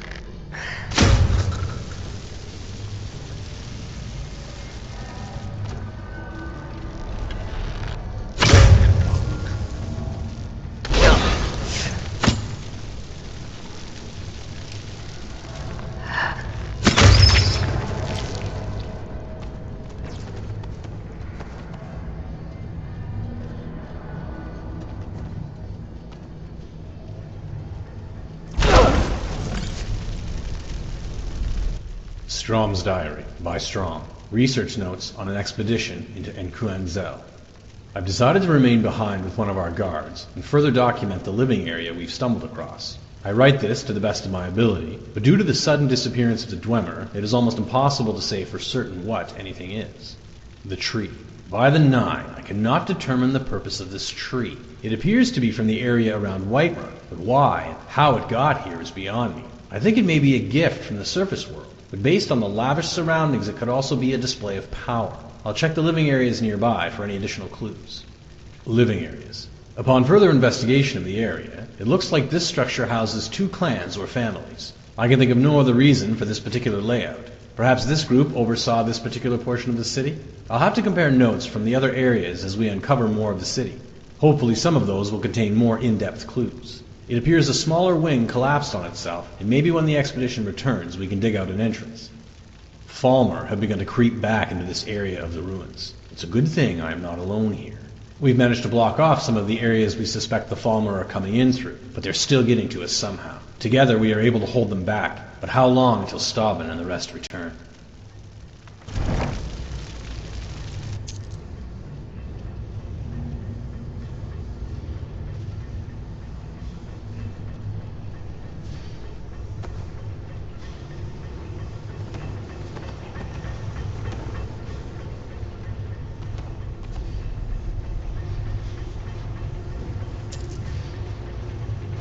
I can't see shit.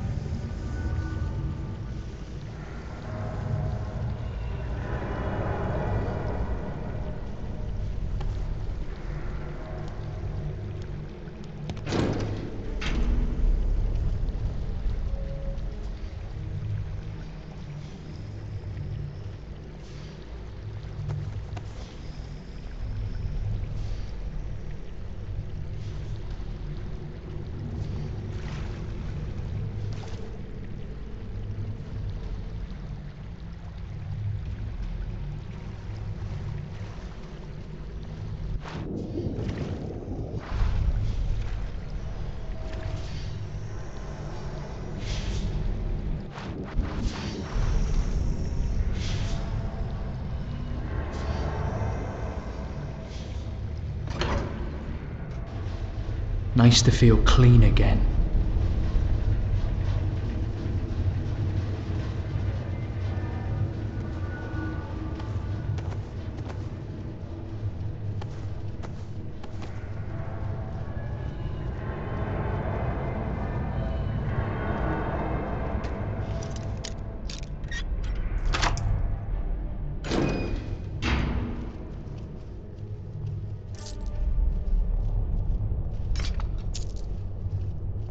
Ursh's Notes, by Ursh. Notes revealing an expedition team's members' selfish intents.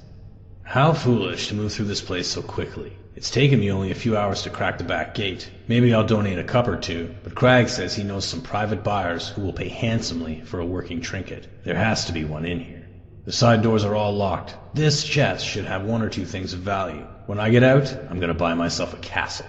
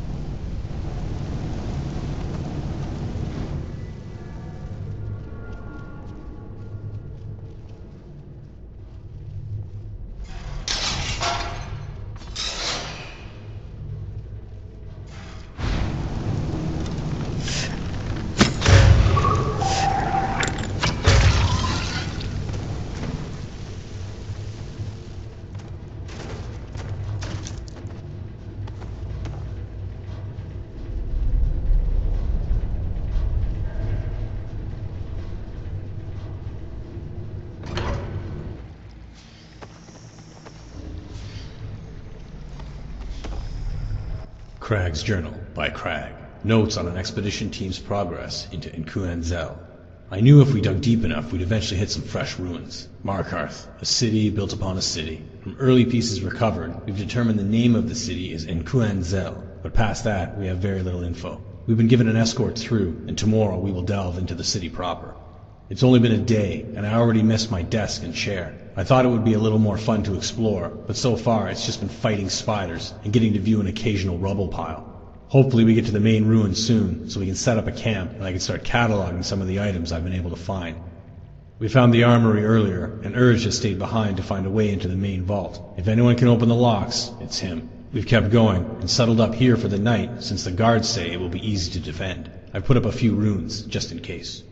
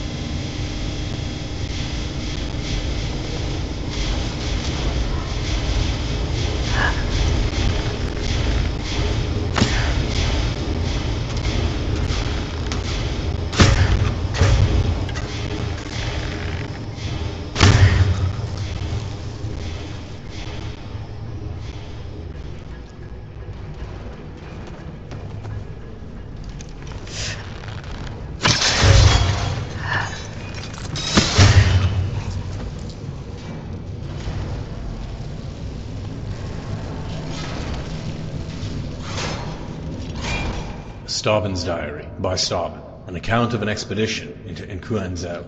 After making our way down the mine and through the spiders, we finally made it down to Inkuanzel proper. They built this city into the very cave walls that house it. Amazing. Inkuanzel hums with life, but its guardians lay dormant. Hopefully, we can learn more as we go deeper. This area seems to be where two of the city's families lived. We spent some time studying this tree outside the dwellings, but cannot figure out what its significance is. Strom will be remaining behind with one of the students to further study this area in greater depth. I look forward to reading his notes on the subject. Today we entered the city's armory. The Falmer have yet to break into the best of the dwarven goods, thanks to the sturdy Dwemer locks. Urge said he would be able to get into the vaults and would send word when he's in. The spiders gave us much trouble, but who could have foreseen they've been the only thing keeping Markarth safe?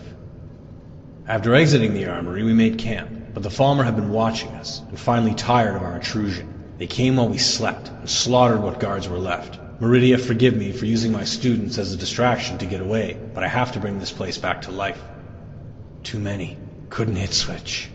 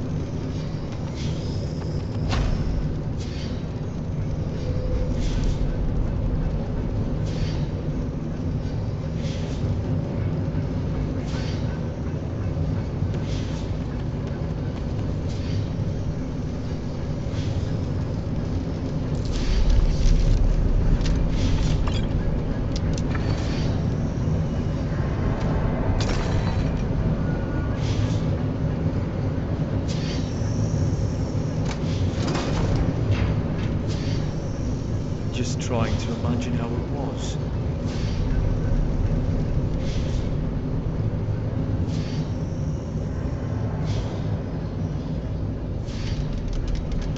Come on! Fuck! Shit! Are you alright, little dragon? Half of me jumped out of my chest that fight. I don't know what I'd fucking do if I ever lost you.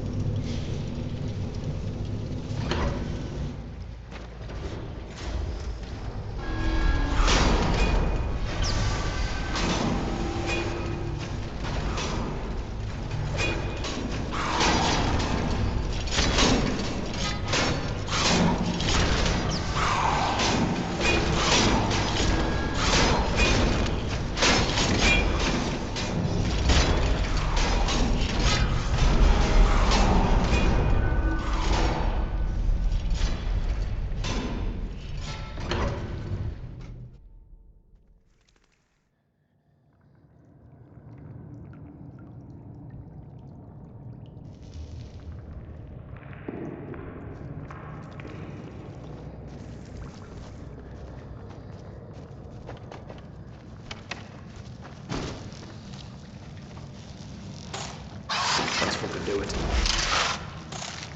Eileen.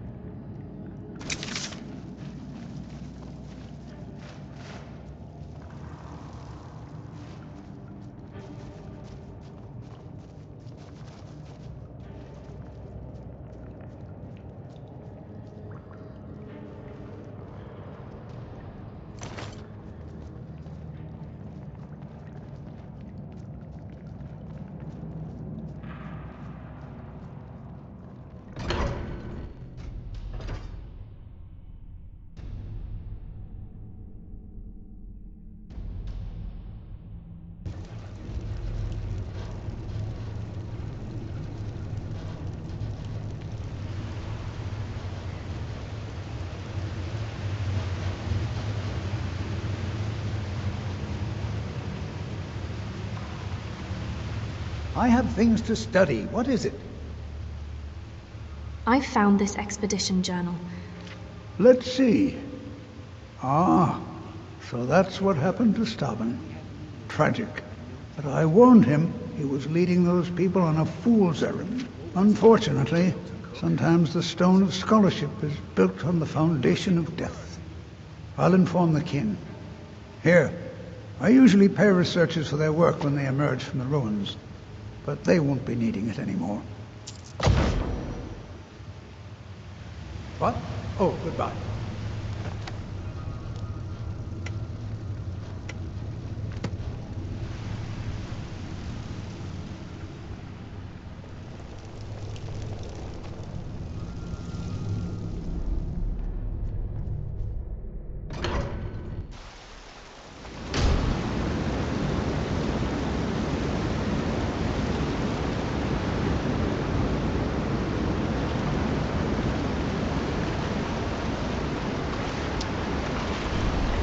useless. What is this? A nail? Is that what you call it? In the Legion, we would have called it useless. Look how brittle the metal is.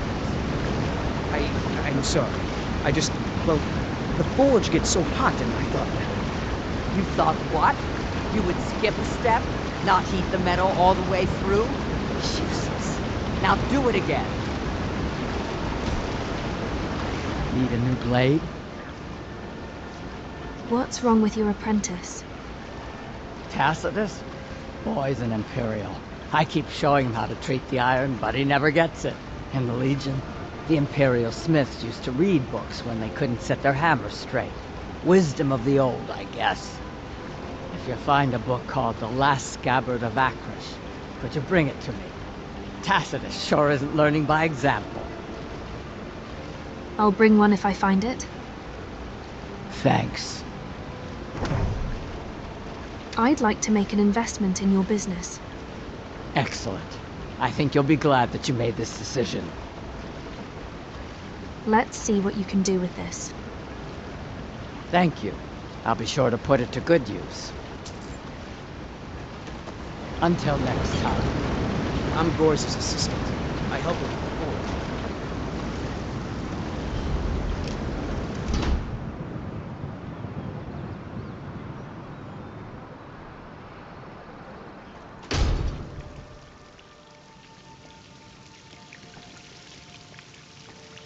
The Hag's Cure is here for all your discreet needs. I have potions for disease, love sickness, irritating children.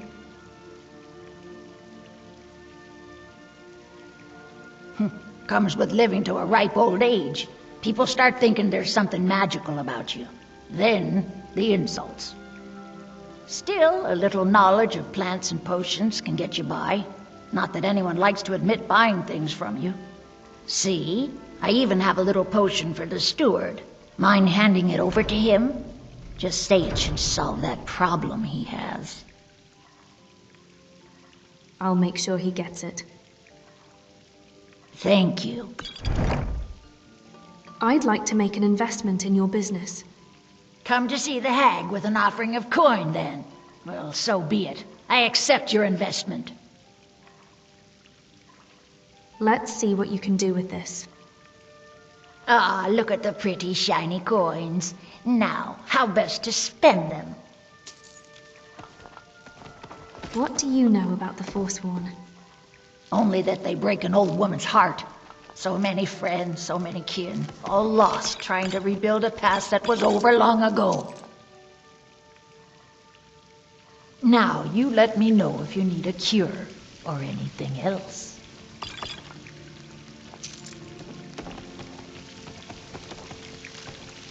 This place sells a lot of crap.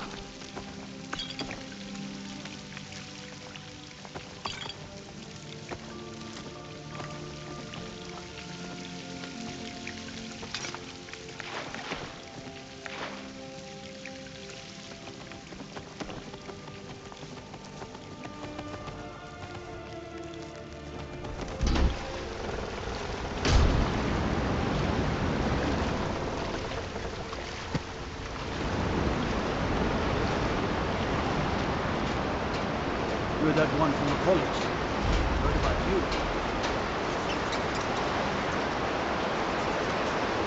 Can't talk. Mullish will beat me if I stop working. I spill just a bit of metal and Mullish takes it out of my hide. I oversee Markarth's smelter. Worker gets out of line, I get him back in line. You sent me a letter, didn't you? Thanking me for killing your rival. Yep. Now our business together is done. You escaped Sin the Mine with Madanach? Everyone in the Warrens has been praising your name. Can't you see I'm working? Beat it! These workers always complain. Always.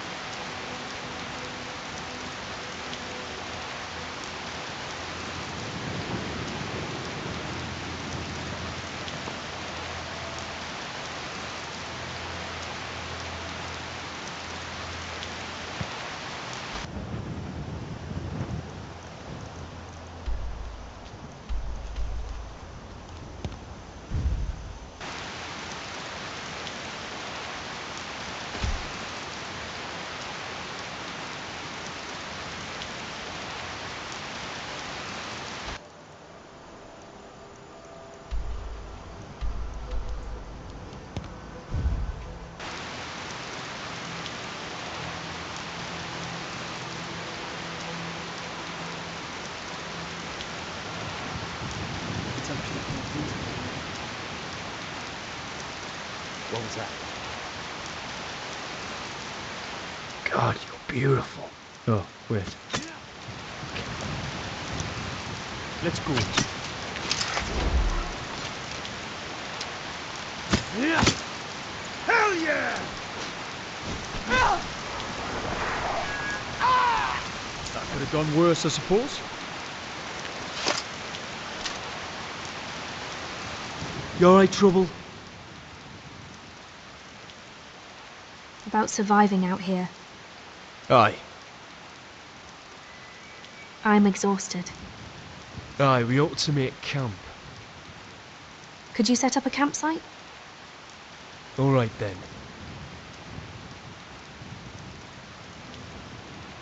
Aye, alright.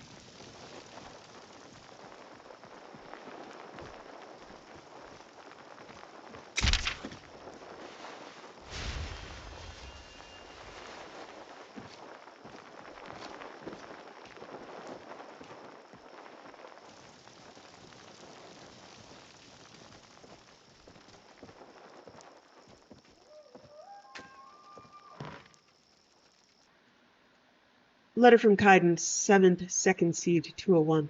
Lyria, noticed your pack was running a bit low on rations today. Lucky for you, I know all sorts of things that to satisfy your hunger. Porker's the best, of course. Keeps you filled up and fueled for the day. Kaiden.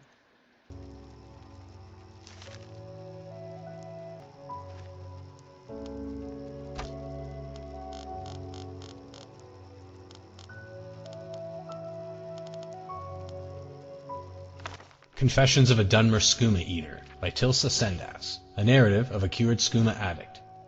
Nothing is more revolting to Dunmer feeling than the sorry spectacle of another Dunmer enslaved by that derivative moon sugar known as skooma, and nothing is less appetizing than listening to the pathetic tales of humiliation and degradation associated with a victim of this addictive drug. Why, then, do I force myself upon you with this extended and detailed account of my sins and sorrows?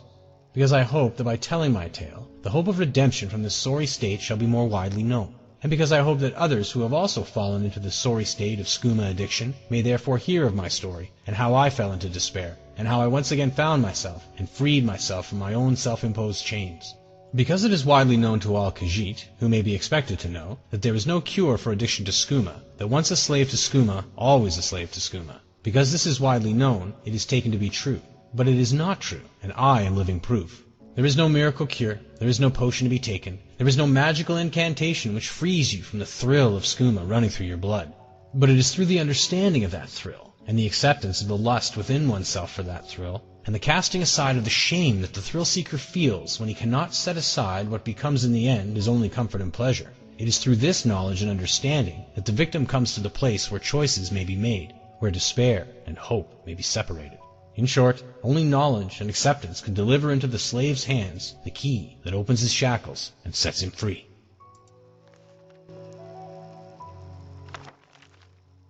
De Rerum Direnis by Vorian Direni.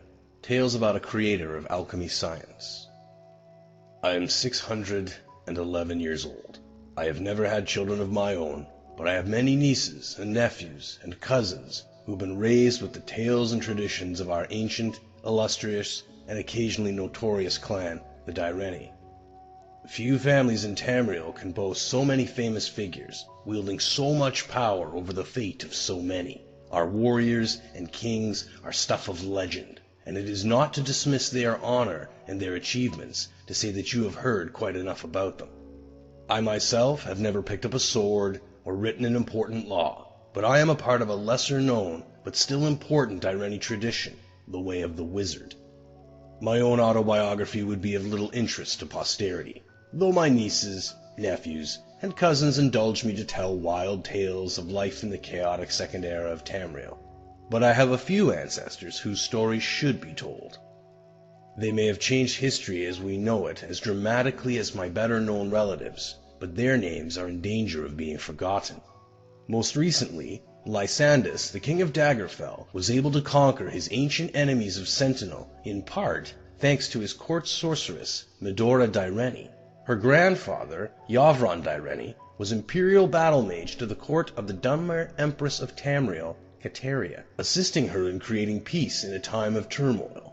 His great-great-grandfather, Paladil Direni, had a similar role with the first potentate, and encouraged the Guild Act, without which we would not have all the professional organizations we have today. His ancestor, many times back, was the witch Raven Direni, who with her better-known cousins Aiden and Ryain brought an end to the tyranny of the latter Elysian Empire. Before the Sigics of Artaeum, it is said, she created the art of enchantment, learning how to bind a soul into a gem and use that to ensorcel all manners of weaponry. But it is a story of an ancestor even more ancient and more distant than Raven I wish to tell. Asliel Direni harkens back to the humble beginnings of our clan, in the tiny farming village of Tirigal on the banks of the river Caomas, which was then called the Diren, hence the family name. Like all on Somerset Isle in those days, he was a simple planter of the fields. But while others only grew enough to sustain their immediate kin, even distant cousins of the Direnis worked together. They would decide as a group which fields were best for wheat, orchard, vine, livestock, or apiary, and thereby always have the best yields of any farm which worked alone, doing the best as it could with what it had. Asliel had a particularly poor farm for most kind of agriculture, but Small Herbs found its stony, loamless, acidic soil very comfortable. Out of necessity more than anything else, he became an expert on all manner of herbs. For the most part, of course, they were used in flavoring cooking, but as you know, hardly any plant grows on the surface of our world without a magical potential. Even so long ago, witches already were in existence. It would be ridiculous for me to suggest that Asliel Direni invented alchemy. What he did, what we can all be grateful for, is that he formulated it into an art and science. There were no witches' covens in Tirigal, and, of course, there would be no mages' guild yet for thousands of years, so people would come to him for cures. He learned for himself the exact formula for combining black lichen and ruebrush to create a cure for all manners of poison, and the amount of willow anther to crush and mix with chokeweed to cure diseases. There were few much greater threats in Tirigal in those peaceful days than disease or accidental poisonings. Yes, there were some dark forces in the wilderness, trolls, chimera, the occasional malevolent fairy folk, and will-o'-the-wisp, but even the youngest, most foolish Altmer knew how to avoid them. There were, however, a few unusual threats which Asliel had a hand in defeating. One of the tales told of him that I believe to be true is how he was brought a young niece who had been suffering from an unknown disease. Despite his ministrations, she grew weaker and weaker every morning. Finally, he gave her a bitter-tasting drink, and the next morning ashes were found all around her bed. A vampire had been feeding on the poor girl, but Asliel's potion had turned her very blood into poison, without harming her in the least. If only this formula had not been lost in the mists of history. This would have been enough to make him a minor but significant figure in the annals of early Somerset, but at that point in history, a barbarian tribe called the Lochvar had found their way down the Dyren River and recognized Tyrigel as a rich target for raids. The Dyreni, not being warriors yet, but simple farmers, were helpless and could only flee and watch the Lochvar take the best of their crops, raid after raid. Asliel, however, had been experimenting with the vampire dust, and brought his cousins to him with a plan. The next time the Lochvar were sighted on the Dyren, the word went out, and all the most able-bodied came to Asliel's laboratory. When the barbarians arrived in Tyrigel, they found the farms deserted, and assumed that all had fled as usual. As they set about stealing the bounty, they suddenly found themselves under attack by invisible forces. Believing the Dyreni farms to be haunted, they ran away very quickly.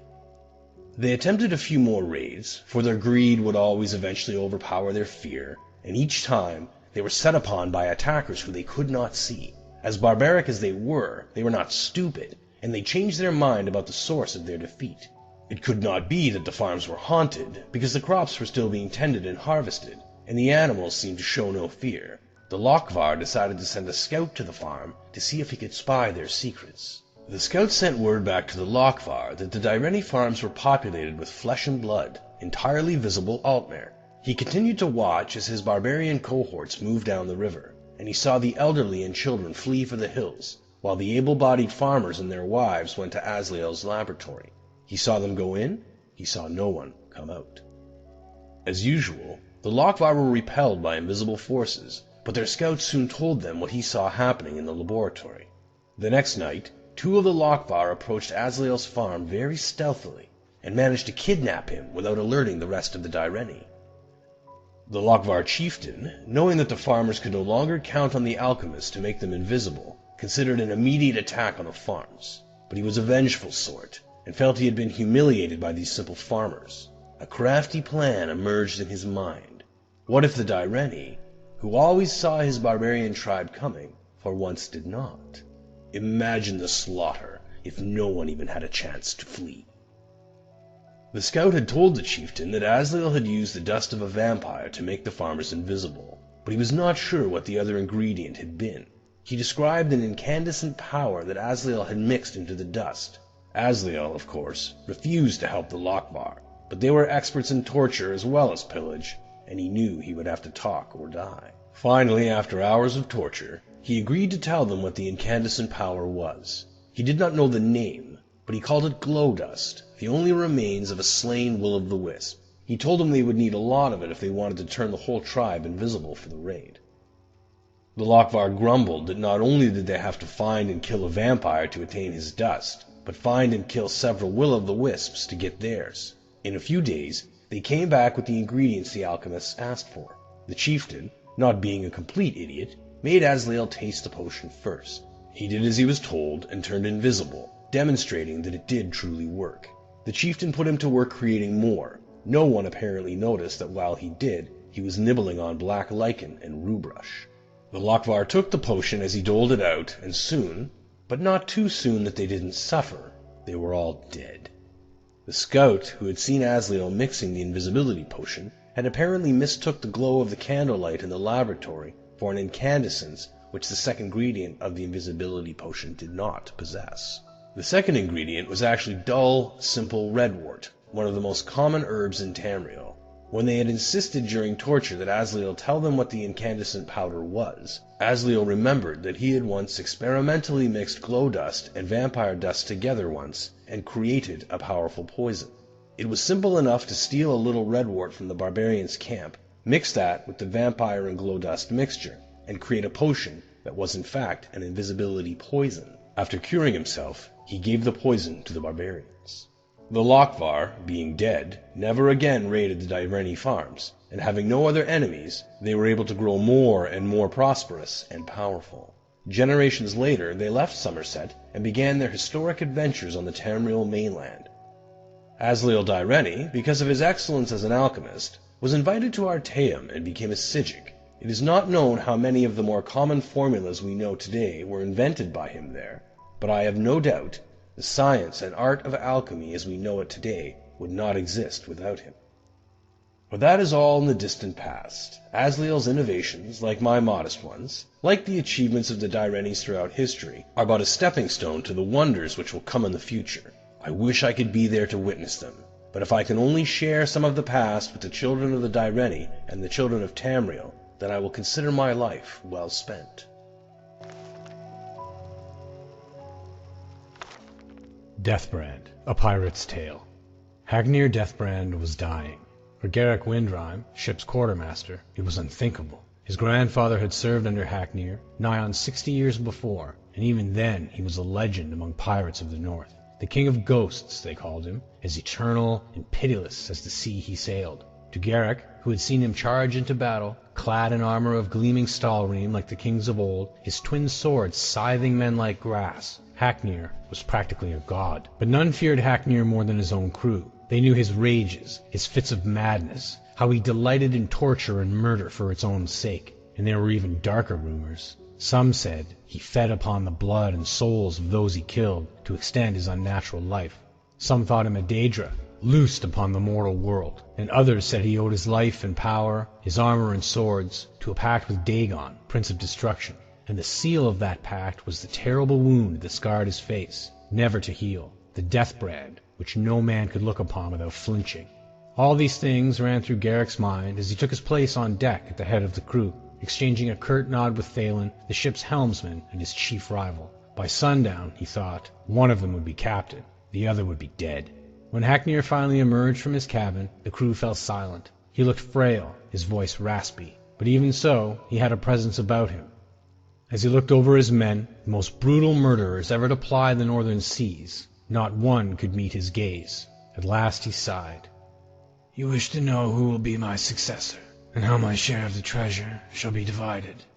That was the question, but even so, there were murmurs of protest. Hagnir cut them off. "All these years, I have looked for one who is worthy to take my place, or strong enough to take it from me. Not one of you even comes close, and so none of you shall have it."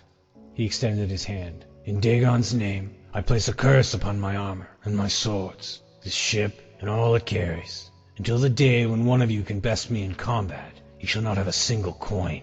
He looked up at them. "Be grateful. I have left you with your lives."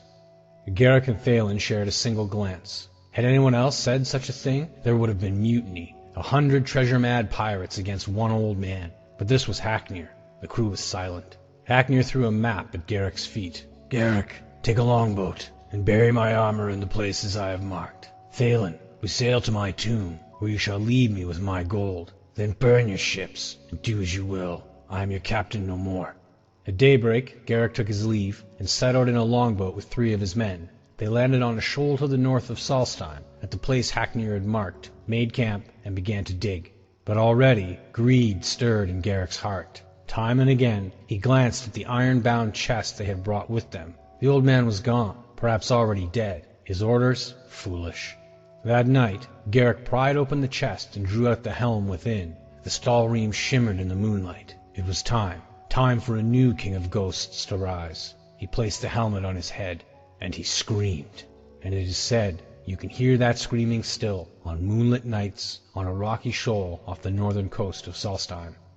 Postscript. This story is one of the last in the Hagnir saga, the tales surrounding the life and adventures of the legendary pirate king Hagnir Deathbrand. How much of it is actually true, if indeed any of it is true, I leave to the reader's discretion.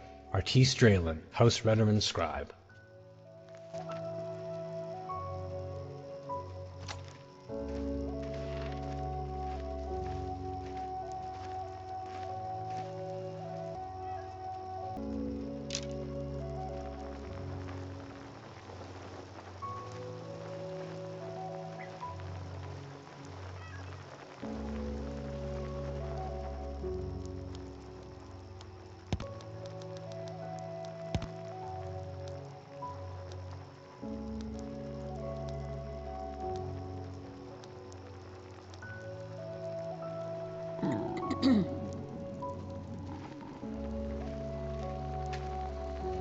Let me know when you're ready to go.